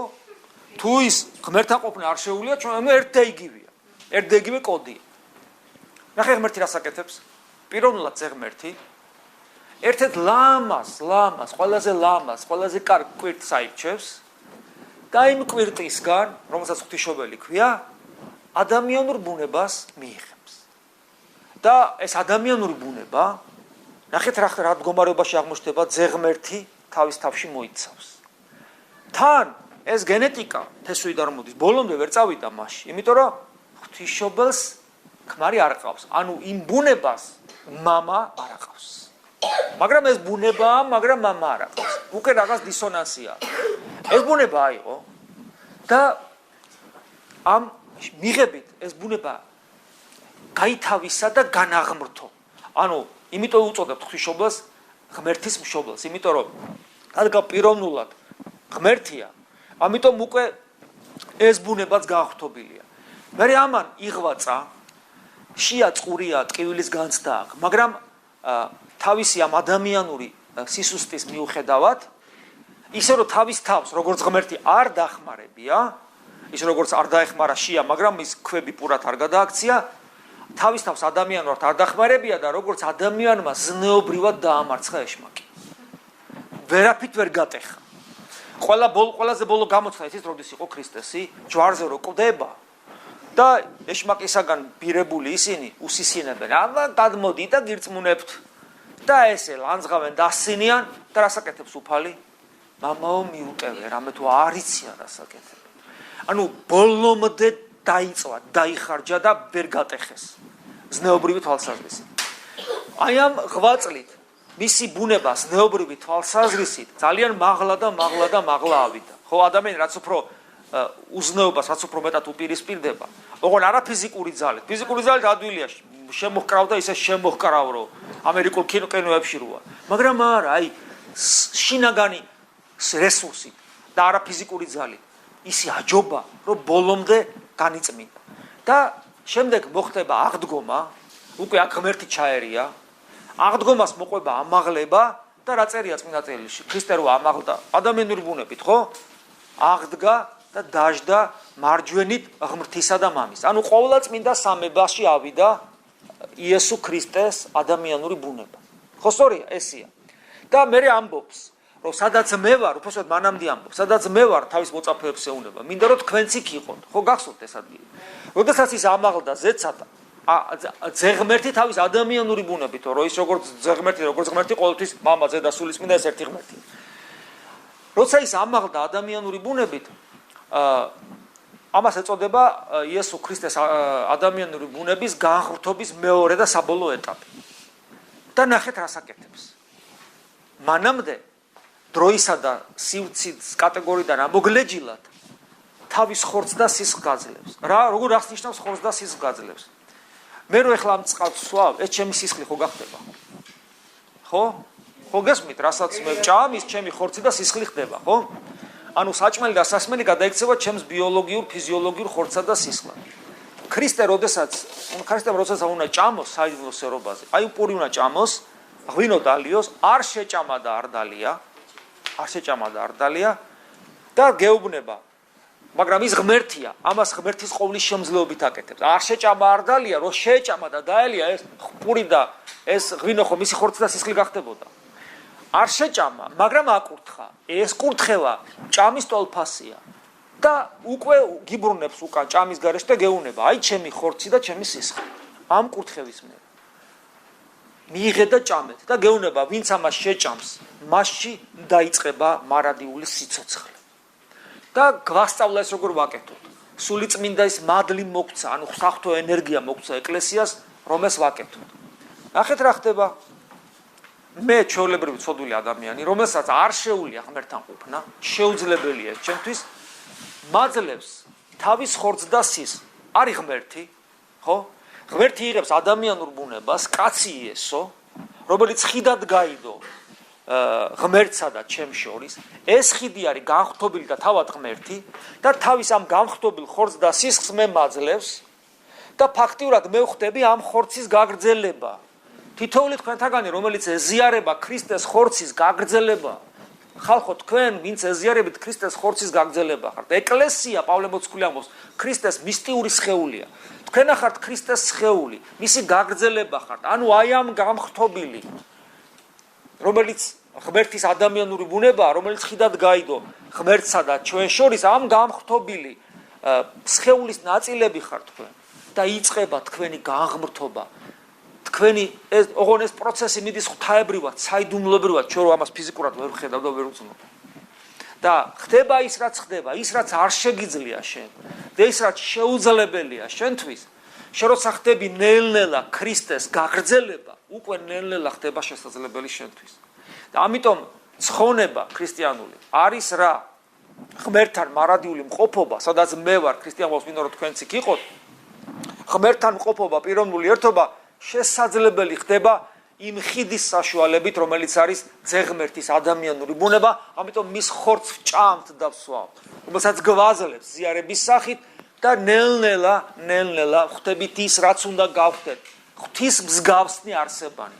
ამიტომ იოანე ჯერ პეტრე მოციქული ამბობს, რომ უნდა გახდეთ ღვთაებრივი ბუნების თანაზიარი და შემდეგ ირინეოს ლიონელი, ლიონის ეპისკოპოსი. ეს იყო პეტრე იოანე მოციქულის მოწაფე. თუ არ ვცდები, ხო, იოანე მოციქულის მოწაფე ამბობს ამ საოცარ ფრაზას: ღმერთი გახდა ადამიანი, იმიტომ რომ ადამიანი გახდეს ღმერთი. ანუ ცხონება ქრისტიანობაში ნიშნავს ადამიანის განხრთობას. ანუ ადამიანი უნდა გახდეს ღმერთი. არა თაფლისა და რძის მდინარეები, არამედ ღმერთი უნდა გახდეს. აქედან გამომდინე არის სირთულეც და მიუღებლობაც ქრისტიანობისა მრავალი ადამიანისგან. იმიტომ რომ ადამიანებს უნდათ კომფორტი, ადამიანებს უნდათ დროსტარება, მაგრამ ღმერთობა არ სურთ, იმიტომ რომ ღმერთობა არის პასუხისგებლობა. თან ეს არის გაუგებარი ადამიანისათვის და აქეთკენ არ მიისწრაფიან. უნდათ იოლი რელიგიური ცხოვრება. ამიტომ ყოველი ქრისტიანი, რომელიც არ ისწრაფის განხრთობისკენ შეგნებულად და არ ეძებს ამას თუ ეს რა არის, ის ქრისტიანად სახელდებული არა ქრისტიანია. იმიტომ რომ ქრისტიანობა იწყება იქ, სადაც იწყება სწრაფა განხრთობისკენ. ვინმეს რომ არ მოეჩვენოს, რომ მამა თეოდორე რაღაცას ხანდახან იცი, მამა თეოდორე რას ამბობს, კაცრია. ქრისტეს სიტყვები იოანეს სახარებაში. თუ არ ვთქვი მეშვიდე თავია. არ აქვს მნიშვნელობა, მეოთხეში წარია სიტყვები და მეშვიდეშიც. ყოველ შემთხვევაში იოანეს სახარებაშია. ესეთ რამეს ამბობს, რომ ჩემს მორწმუნეს, ანუ ვისაც ხო ამბობ მე ქრისტეს იმწამს, ადამიანი ამბობს, ხო?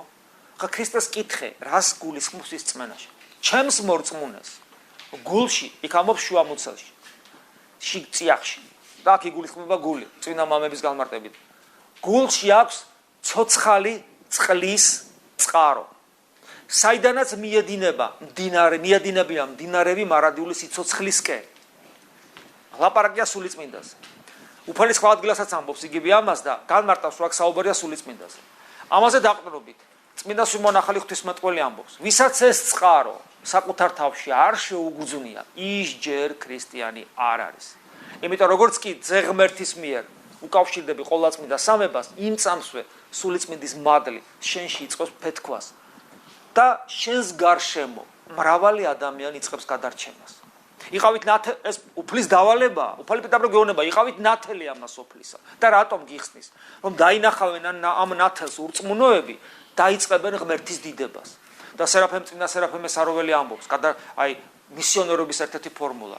როგორ გინდა რომ შენ ქრისტიანობა გაავრცელო, შენი თავი გადაარჩინე და შენს გარშემო ათასები წყონდებიან. აი ეს არის ნამდვილი ქრისტიანობის ანიბანი, ძალიან მოკლედ და ძალიან კონცენტრირებულად. მე ეს ჩემი მონოლოგი გრძელი თუ მოკლე რავის დავასრულე, თქვენ თუ კითხვები გაქვთ გიპასუხებთ. როცა ჩვენ მივდივართ ეკლესიაში, მოძღვართან პირველ რიგში მე ვეუბნები, რომ აქ მოხვედი იმისთვის, რომ ქრისტესთან მიხვიდე. მოციქულთან რის გამო მიხვიდოდი? მოციქულთან მიხვიდოდი იმის გამო, რომ მას მიეყვანე ქრისტესთან. ხო? თავისთავად ისე მოციქულთან არ მიხვიდოდი. ჩემთან უნდა მოხვიდე იმიტომ, რომ მე გაჩვენო გზა ქრისტესკენ. მე არ უნდა ჩავდგე შენსა და ქრისტეს შუა. ხო? ესეა. ისე როგორც თქვა მეგზური, რომელიც მიყვება, გამცილებელი მიყვება ჯგუფს, ან ადამიანს, ან ადამიანთა ჯგუფს, რომ მიიყვანოს სადმე, თქვა მომლოცველობა წმინდა მიწაზე ვიმყოფებით, ხო? თქვა აი ბუხუტი გუშინაც მოვიყვანეს, მაგ ბუხუტი გამყვარო, თქვა მივიდეთ წმინდა, ესე იგი სიწმინდეები ვინახულოთ და მაცხოვრის საფლავთან.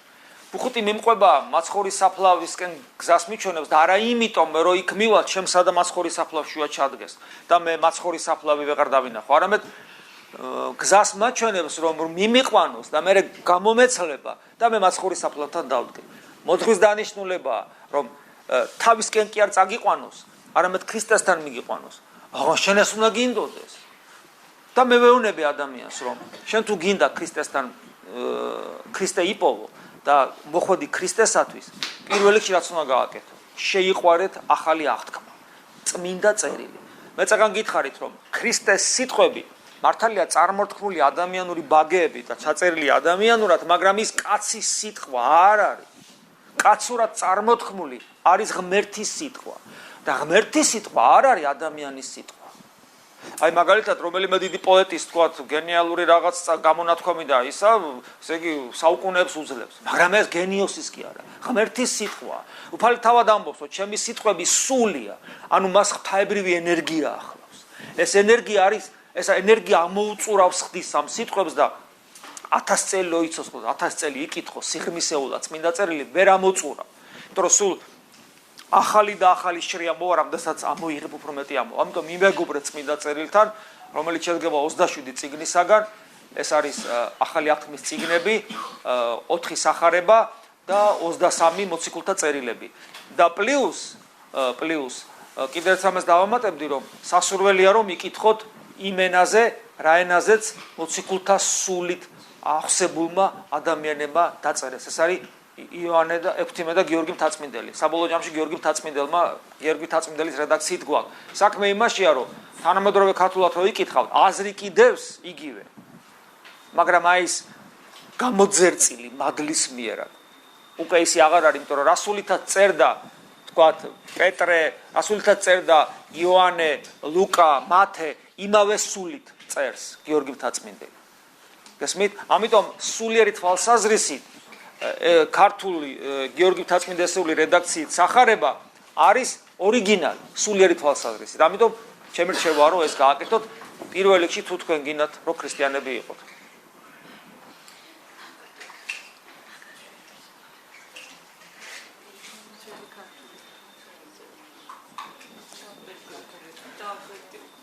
არა, ძველი ქართული აუცილებლად. თუ რომ ვერ გაიგებთ, ახალი ქართული დაიდეთ გვერდზე და კითხვები აღარა გაქვთ? ძალიან კარგი, ესე იგი მეტი საფიქრელი გაქვთ. ადექი და იფიქრეთ. იფიქრეთ. აბა რა გინდოდა? არა, თქვენ თვითონ გაგვასწავლეთ და მე ახლა როდესაც ვკითხულობ, მარხულობ, მე საერთოდ ყველა ქრისტიანი. გონია რომ ვართ ქრისტიანები და ვკითხულობ, როდესაც ქრისტეს სიყვარულია და ქრისტე მაინც შემიშვებს მე. ამ აპატიებს და ისე, მათში რატო ვიკლებ მე თქვა, საჭმელს, სასმელს, რომ მარხულობ.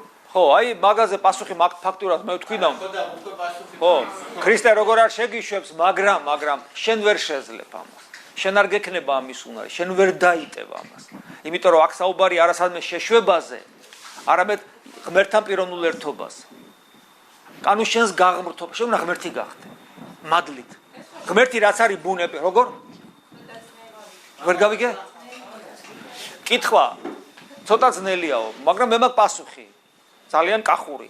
სხვანაირი ქრისტიანობა არ არსებობს. ვინ შენ სხვანაირი ქრისტიანობა შემოგთავაზებს და გეტყვის, რომ ვიცი რა, კაცო, ეს წმინდანების საქმეა, მარტივად პრიჯვარი გამოისახე, ხანდახან ახსარება თქვი, ეზია, იცოდე ის გატყვილებს. თუ ღდელი გეტყვის ამას, ისიც გატყვილებს. ხანდახან იცია ხოლმე, რომ წმინდანობაზე ნუფიქრობთ ეხლა, კაცო, ჩაკუნობენ ბავშვები და წმინდანობაზე ნუფიქრობ, კაცო, შენ სად მიწვევი იმათ, წმინდანობაზე ნუფიქრობ? მე არ ვიცი, ვის უნდა დაუჯერო? ადამიანს, რომელიც ამას ამბობს, თუ პავლე მოციქულს, რომელიც მეუბნება. მობაძავ ჩემ და იქმენით, ვითარცა მე ქრისტესა. პავლე მოციქული მეუბნება, პავლე მოციქული არის წმინდანი, ხო? პავლე მოციქული მაჩვენებს წმინდანობის ინსტიტუტის საჭიროებას. წმინდანები იმიტომ არის ეკლესიაში, ჩვენ მათ მივბაძოთ. რატომ?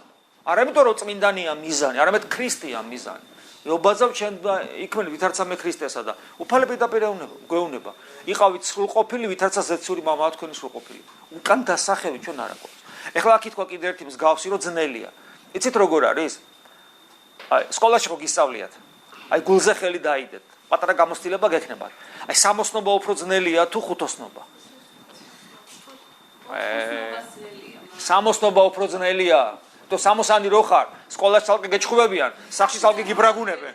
და ხუთოსანი რო ხარ, სახშიც გეფერებიან და სკოლაშიც. და თუ სამოსანი ბევრს თამაშობს, ის თამაში სულ ხელში ამოზდის. ხუთოსნობა უფრო ადვილია, ხალხო, გაიგეთ. რატომ ხუთოსნობა წვალება და შარებს? და სამოსნას ეჩხუბებიან სულ. ჩხუბს ჰა?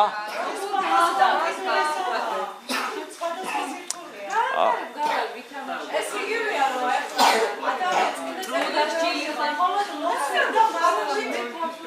მაშინ მე სხვანაირ მაგალითს მოვიყვან. მაგალითად თქვათ ხელოვანი ავიღოთ.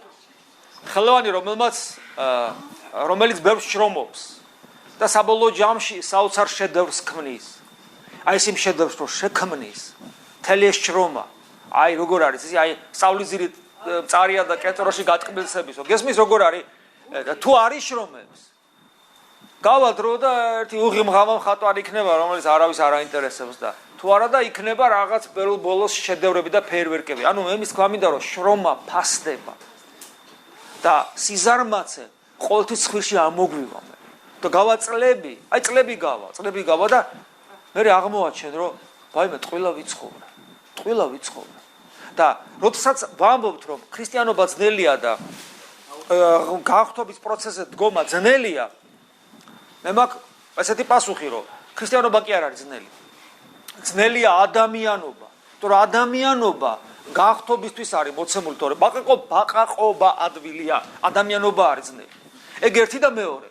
თუ ქრისტიანობა ძნელია, მაშინ აი თქვათ ერთ სასტორი ავიღოთ, ერთზე დავდოთ ქრისტიანობა.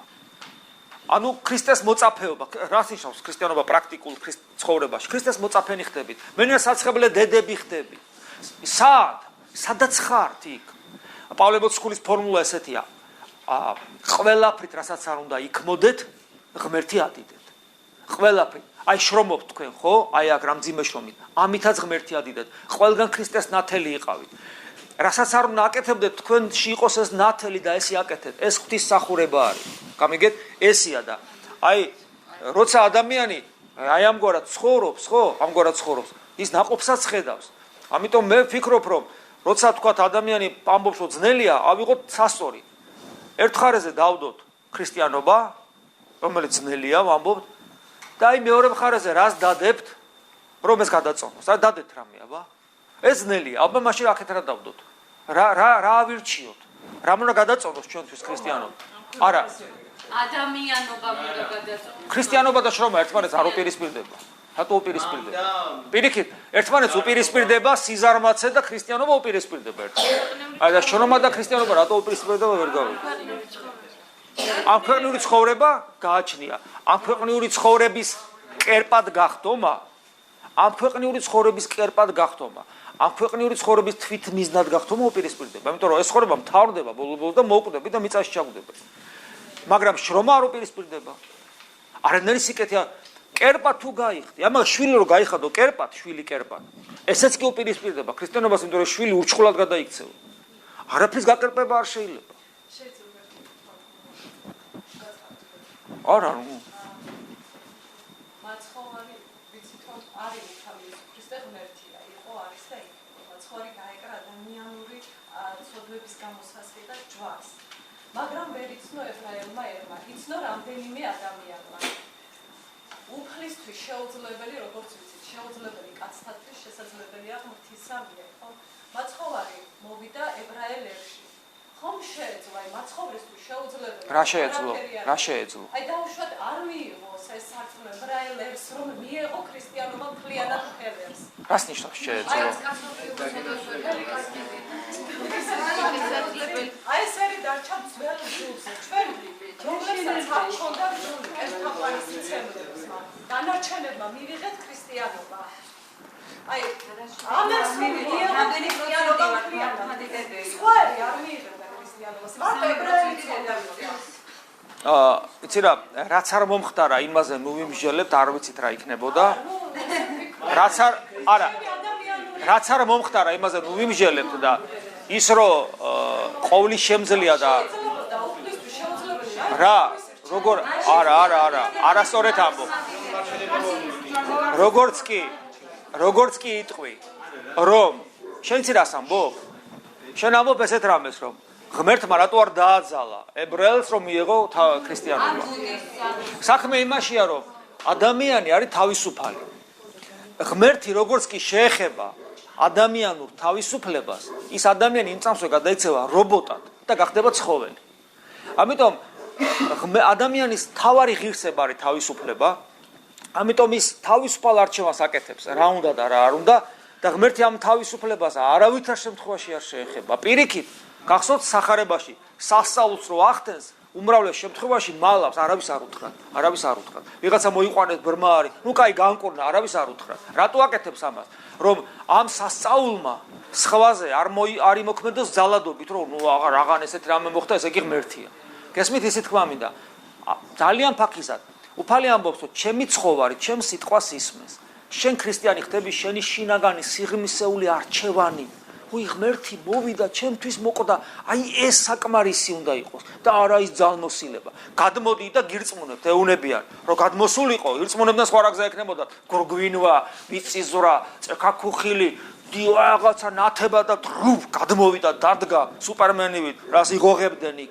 რაფასი ექნებოდა ამ წმენას? ეს იქნებოდა დაჯერება, დანახვა, რო არის ადამიანად მოსული ღმერთი ყოვლის შემძლე, მაგრამ ეს არ იქნებოდა შინაგანი მეტამორფოზა. გესმით? შენ ცხონდები მაშინ როცა ქრისტეს დაემსგავსები. რა თუ შეგეშინდება მისი და ესე იგი აბა სხვა გზა არ მაქვს, თორემ მომკლავს. ამით ქრისტეს არ ემსგავსები. ამიტომ ქრისტე არ ეხება ადამიანის თავისუფლებას. ამიტომ ღმერთს ხო შეეძლო, პასუხი მაქვს, არ შეეძლო. არ შეეძლო ღმერთს, იმიტომ როგორც კი ამას შეძლებს, ადამიანი გაქრება. ღმერთმა, წინამამები ვიცით რას ამბობენ? ადამიანის შექმნით ღმერთმა თავისუფლება შეზღუდა. იმიტომ რომ ადამიანის შექმნით ღმერთმა დაუხშვა სამყაროში ადგილი, სადაც ის შეიძლება აღარ შეუშვა. აი შენ შეიძლება შენს გულში ღმერთი არ შეუშვა. ეს ღმერთის ყოვლის შემძლეობის ზეიმია. რომ საკუთარი თავი შეზღუდა და შენ არ შეგიშვა. შენ შეგილი არ შეუშვა. აი ეს არის, პირიქით ეს არის ღმერთის სიდიადე და ადამიანის თავისუფლების ჰიმნი არის ქრისტიანობა. და ქრისტიანი შეიძლება ესეთი ადამიანი გახდეს მხოლოდ, რომლის თავისუფლების ხარისხი არის ისეთი, რომელიც დედამიწაზე არ ეტევა. საერთოდ ადამიანი ესეთი არსებაა. ადამიანი დედამიწაზე არ ეტევა. არც ერთი ცხოველი არ გარდაქმნის სამყაროს. მხოლოდ ადამიანია, რომელიც არ კმაყოფილდება ჯუნგლის და ბუნაგის და გამოქვაბულის ცხოვრებით და ტყავის ჩაცმის ცხოვრებით და იმ რაღაცა ჯოხით შირკნით, არამედ მთელი სამყარო შეცვალა ადამიანს. იმიტომ რომ ადამიანი არ არის ამ სამყაროს შვილი. ის მარადისობის შვილია და თავის ამ მოცემულობას ამჟღავნებს იმაში, რომ გარდაქმნის, მთელ სამყაროს გარდაქმნის ადამიანი. ვერ ეტევა ამ სამყაროში და თუ გაიაზრებს ადამიანი, რომ ეს რას ნიშნავს და რომ ისი თავისუფლების ხარისხი ისე გაიზრდება, რომ დედამიწაზეც ვეღარ დაეტევა, ესეთი ადამიანი არ კმაყოფილდება ამ სიცოცხლით და მას მართლა უნდა მარადისობა და ღმერთი. პავლე მოციქული ამას ესე ამბობს, არ დაგავიწყდეთ, რომ ჩვენ აქ სამყოფელი არა გვაქვს, ჩვენ ზეცის მოქალაქენი ვართ. ხალხო, ეს არის ქრისტიანობა. სხვა ქრისტიანობა, რომელსაც ვინმე გეტყვით, ის იტყვილება, არ არის ის ქრისტიანობა, აი ეს არის. სიცოცხლე ღმერთში მარადიული. და ნებისმიერი ნაბიჯი უკან აქედან. გესმით, თქვენ ქრისტიანი მხოლოდ მაშინ იქნებით. აი 2000 წლის წინ კი არა, თქვენ ახლა ცხოვრობთ ისრაელში. წარმოიდგინეთ, რომ ღმერთისთვის სულ ერთი იყო, მოდი ასე ვთქვათ, ხო? აი ახლა მოსულიყო. და თქვენ ვართ ქართველები აქ, რომელსაც წამს ღმერთი, რელიგიური ადამიანი, მით უმეტეს აქ ვინც ვართ, გავიგეთ, რომ ღმერთი ერთია და იუდაური სარწმუნოება ჩვენში გადმოვიდა, ბიბლიის კითხვა დავიწყეთ და ჩვენ აქ ყოფნაში ახლა ვიღაცა შემოვიდა და გვეუბნება, იცით ხალხო, თქვენ ახლა ღმერთზე საუბრობთ? კი. ხო, გაგიგონიათ, რომ აღთქმული მესია უნდა მოვიდეს? კი. ხო და იცი მოვიდა და აგერ ესე იგი რომელიღაც ხო სადღაც აი აქ არის და აბა ვისაც უნდა წავიდეთ. ნახე, ეხლა ჩვენ გულანთებულები ღმერთზე საუბრობთ და უცებ გვეუბნება, რომ ვიზეც საუბრობ, ის მესია მოვიდა. აი იმ წამსვე გამოჩნდება. ზოგი მოაი მე ხა გვიანია მეძინება, აი ხლა ისა. ზოგი აბა წავედით. ნუ რაღაც ნაწილი არ წავა, რაღაც ნაწილი წავა. რაღაც ნაწილი რო წავა, შეხედავს ეს ვინა და რაღაც ნაწილი რო შეხედავს. აი წარმოგიდგენიათ, ესეთი სიუჟეტი წარმოვიდგინოთ. მიდიხარ ქუჩაში და უცებ აი ესე აქ სიტუაციაში და უცებ დაინახე, რომ დადის ქუჩაში, მერე გაჩერდა და ხალხი შემოიკრიბა და ესაუბრება და რაღაც საქმეზე მიდიხარ და გაუარე და უცებ შემოგხედა და შენ მიხვდი, რომ შენ წინ ჩვეულებრივი ადამიანი არ დგას. შენ მიხვდი, რომ შენ წინ დგას ის, ვინც უნდა იდგეს. ადამიანად მოსული ღმერთი. შემოგხედა და მიხვდი, რომ შენ წინ ღმერთი დგას, განკაცებული. მე კითხვა მაქვს, შეძლებდით რომ გვერდი აგექციათ და თქვენ საქმეზე წასულიყავით?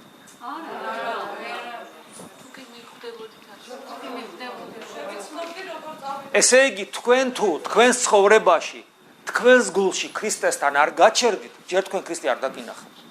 და ამიტომ სვავთ ამ კითხვებს, ძნელია. რა არის ძნელი კაცო? ღმერთი მოვიდა გულში ჩაგიგ თავის სიზრს და ხორცს გაძლევს, რაღაცა ძნელი ამიხსენ. არ არის ძნელი ეს. ძნელი ამის გარეშე ყოფნა. მე თუ დავინახე რომ ჩემ წინ ღმერთია, რომელიც ახლა უკვე ჩემს შიგნით არის, იმიტომ რომ ჩემს გულში იმყოფება მონათრული და მირონცხებული ვარ, თუ საღა წავიდე. და ის ილუზია, ეშმაკი გისე, აბა მე რო შრომობ, მე რის ადამიანი ვარ, ეს არ გიშლის, მონოზნები რასაც შრომობენ რომ ნახოთ. მაგის შრომა ხელის შემშლელი არ არის. პირიქით, ხელის შემშლელი არის ცოდვიანი საქმიანობა, მაგალითად ვიღაცა კაზინოს მეპატრონია. ვიღაცა არ მინდა ჩამოყვეთ ცოდვიანი პროფესიები იცით. ეს არის ცოდვა. ხოლო ის რომ შენ შრომობ, ნებისმიერი რამას აკეთებ, სულ ერთია, ხო? ეს როგორ არის ისა, რა ქვია? ეს არ გიშლის ხო? ასე რომ მე ვფიქრობ, რომ ქრისტიანობა ძალიან ადვილია, იმიტომ რომ არაქრისტიანი ადამიანი ზის ჯურღმულში, რომელიც ვერ ხედავს გვირაბის ბოლოს სინათლეს, ქრისტიანი ზის იგივე ჯურღმულში, ისეთივე ტანჯვას განიცდის, როგორ გვირაბის ბოლოს ხედავს სინათლეს.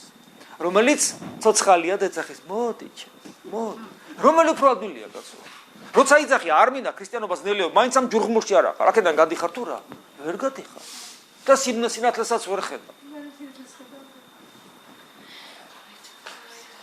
ვერთმა დაგლოცოთ. უფალი ამბობს, რომ არ შექმნა კერპები, ხო გადაუხსნა. და აი ჩვენ ხშირად დავუსვათ ჩვენთვის მუსულმანებს და იუდეველებს შეკითხვა. თქვენ ყავთ ამდენი წმინდანი და ბიბლია გეუბნებათ, რომ არ გააღმერთოთ ჩვენ. ისა კითხვა არ არის სწორედ დასმული, იმიტომ რომ ჩვენ წმინდანებს არ ვაღმერთებთ. აი წმინდა გიორგის ნაწილები აქვს ქალაქ ლუჩში და წმინდა გიორგი ჩვენთვის ღმერთი არ არის. წმინდა გიორგი არის ჩვენთვის მისაბაძი მაგალითი. ფათაშორის ქართველებს ეგ პრობლემა აქვს, გიორგობას ასას ქეიფობენ და თვრებიან საქართველოში და ცხრებს ესე მუსავლებენ. და ვეუბნები ხოლმე თქვენ დალოცვილობო წმინდა გიორგის მიბაძეთ. რაში მიბაძოთ? ისე შეიყვარეთ ქრისტე როგორც მომისმინე. რას ნიშნავს სიტყვა თაყვანი? შენ შეიძლება შენ შვილსაც ეთაყვანო გარკვეული, ანუ როგორც ადამიანს მიაგებ პატივს. შენ როგორც ღმერთის ეთაყვანები? ღმერთია წმინდა გიორგი შენთვის. შენ ახლა მე რომ მოვედი, ხო წამოდექი. არ წამოდექი? თუ იჯექი. ანუ პატივი მომაგე, ხო? როგორც ღმერთს. გესმის, მე იმის თქვა მინდა რომ შენ ნებისმიერ ადამიანს პატივს მიაგებ, ვისაც პატივს ვცემ. წმინდა გიორგის პატივი როგორ არ უნდა ვცემ? ეგ ჩემთვის დასაგებია. არა, იმიტომ რომ მუსულმანს უნდა უთხრა რომ მე წმინდა გიორგი, ესენი მუსულმანები პატივს არ ცემენ ა ブラ ამს. წმინდა გიორგისაც. ხო მე რა? ზუსტად ესე ვარ, ზუსტად ესე ვარ, ოღონ იმ განსხვავებით რომ ჩვენ წმინდა გიორგის ღვაწლი განსაკუთრებული ვიცით მუსულმანები, როგორც ისინი ა ブラ ამის მეტატიცია. წმინდა გიორგი არის მაგალითი. კაცმა დატოვა ყველაფერი. მეფობაც კი შეიძლება, მომავალი მეფობაც შეიძლება ქონა აიღო მას. უყვარდა როგორც მამა დიოკლეტიანი მწარვალი და ესეთი ნაძირალაკი არის. ის ძალიან კეთილშობილი ადამიანი იყო და ესე იგი და ზრუნავდა კიდევაც მასზე წმინდა გიორგი და იმასაც უყვარდა წმინდა გიორგი შვილივით ყველაფერს თმობს და ქრისტესათვის კვდება. აი მაგალითი. ესენი მაგალითი არა ჩვენი პატივის მიგება. ბატონო წმინდა ნინოს მაგალითი, იგივე უდიდესი სიმდიდრე, ხო. უდიდესი ოჯახი, უდიდესი ყველაფერი. და სულ სხვა რაღაც. მოდის 16 წლის გოგო და აი ანუ თავისი სიმდიდრით და ნიკის გაუწევს. ანუ ჩვენ არ ვაკერპებთ არავის. პირიქით, თუ სადმე ამის მსგავსი, მე გეტყვით, არის ხოლმე ადამიანთა კატეგორია, რომლებისათვისაც ქრისტიანობაში ქრისტეზე უფრო ძვირფასი, მაგალითად, რომელიმე წმინდანების დაუჯდომლების კითხვა. არის ესეთი მაგალითები. და ამ დროს შინაგანად წმინდა სახარებ ქრისტეს არ იცნობს და დაუჯდომელის კითხვაში ათხრენებს დღე და ღამეს. ეს არის წარმართული მიდგომა. დიახაც ეს არის. და მე ხშირად ვეუბნები რომ როგორ ქრისტეს არ იცნობდა რა? კი კაია დაუჯდომელი და რომელიმე წმინდას როცა ებედრებოდა, ქრისტეს არ უნდა იცნობდა. გადაშალე წმინდა წერილი და მიბაძე მას. ასევე მაგალითად ჩვენთვის ხშირად კერპი ხდება ხოლმე ვიღაცისთვის ლოცვა. ნუ გეწყინებათ. განა მშობლებისთვის, შვილებისთვის არ უნდა ილოცოთ, მაგრამ ხშირად მოდიხარ დედის ლოცვას ვკითხულობდა. ეს თქვენთვის კერპად იქცალამის. და მე მომყავს ხოლმე პაისი ათონელის ამ ხა წმინდანად შეიძლება შერაცხეს კიდევაც მე-20 საუკუნის წმინდანია. პაისი ათონელთან ჩადის ერთი ადამიანი, რომელიც იქ მორჩილად გება, მე ბერი გახდება და პირველ დავალებას იცით რას მისცემს პაისი ათონელი? შენი ახლობლებისათვის არ ილოცო.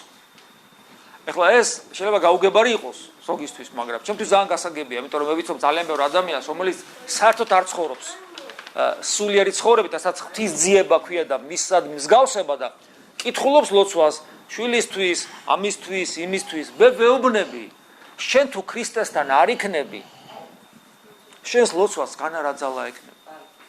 ესმის შენ ჯერ უნდა ქრისტეს დაემსგავსო. რა თქმა უნდა, ამის პარალელურად შენ შვილისთვისაც ილოცებ ყველაფერი, მაგრამ შენ თუ გინდა ეს გაცოცხლდეს ეს ყველაფერი. ამიტომ როგორც კი ქრისტეს წინ და ქრისტეს მიღმა რაიმე დგება, ეს იქნება რომელიმე წმინდანი ან სხვა რამე, რაღაცა ქმედება რიტუალური ეკლესიაში. რომელიმე რიტუალური ქმედება ეკლესიაში თუ დგება ევქარისტიაზე მაღლა. მე მქონდა ეს პრაქტიკა. კაცო, ესე იგი რომელიღაც დღე იყო 4 შაბათი მგონი, დავნიშნე პარაკლისები 12 საათზე და ვიხდი ყოველ 4 შაბათს პარაკლისს და არის ესეთი ლოცვა, ლახვით ლოცვა ქვია.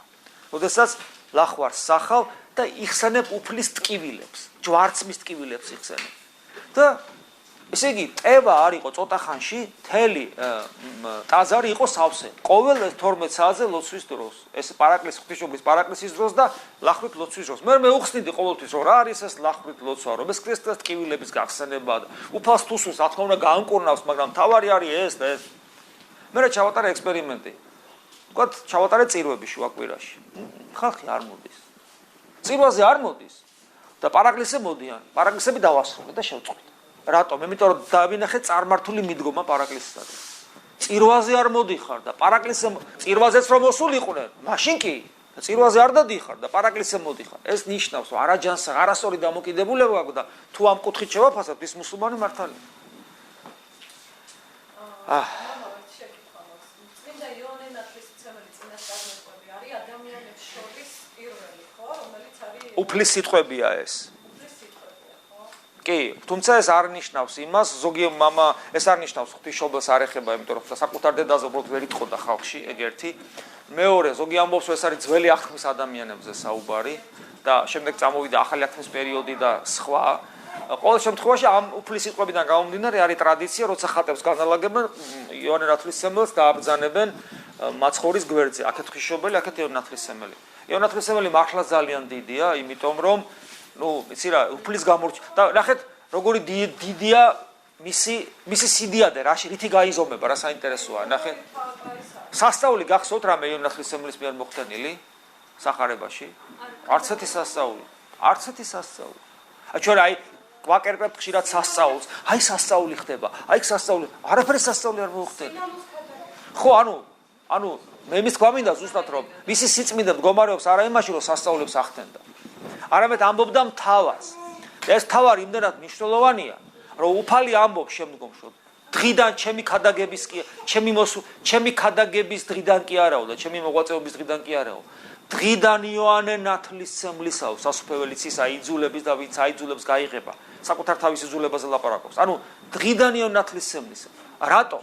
იმიტომ რომ იოანე ნათლისმცემელი ამბობს სიტყვას, რომელსაც მე უფალი იმეორებს. შეინანეთ, რამე თუ მოახლოებულ არ სასუფეველი ცადა.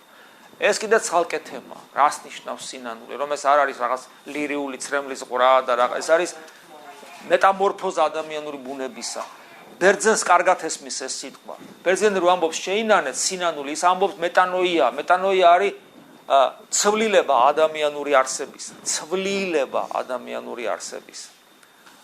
კერძოდ ეს არის ცვლილება გონებისა, რომელიც ადამიანური არსების ცვლილებას ნიშნავს 180 გრადუსი.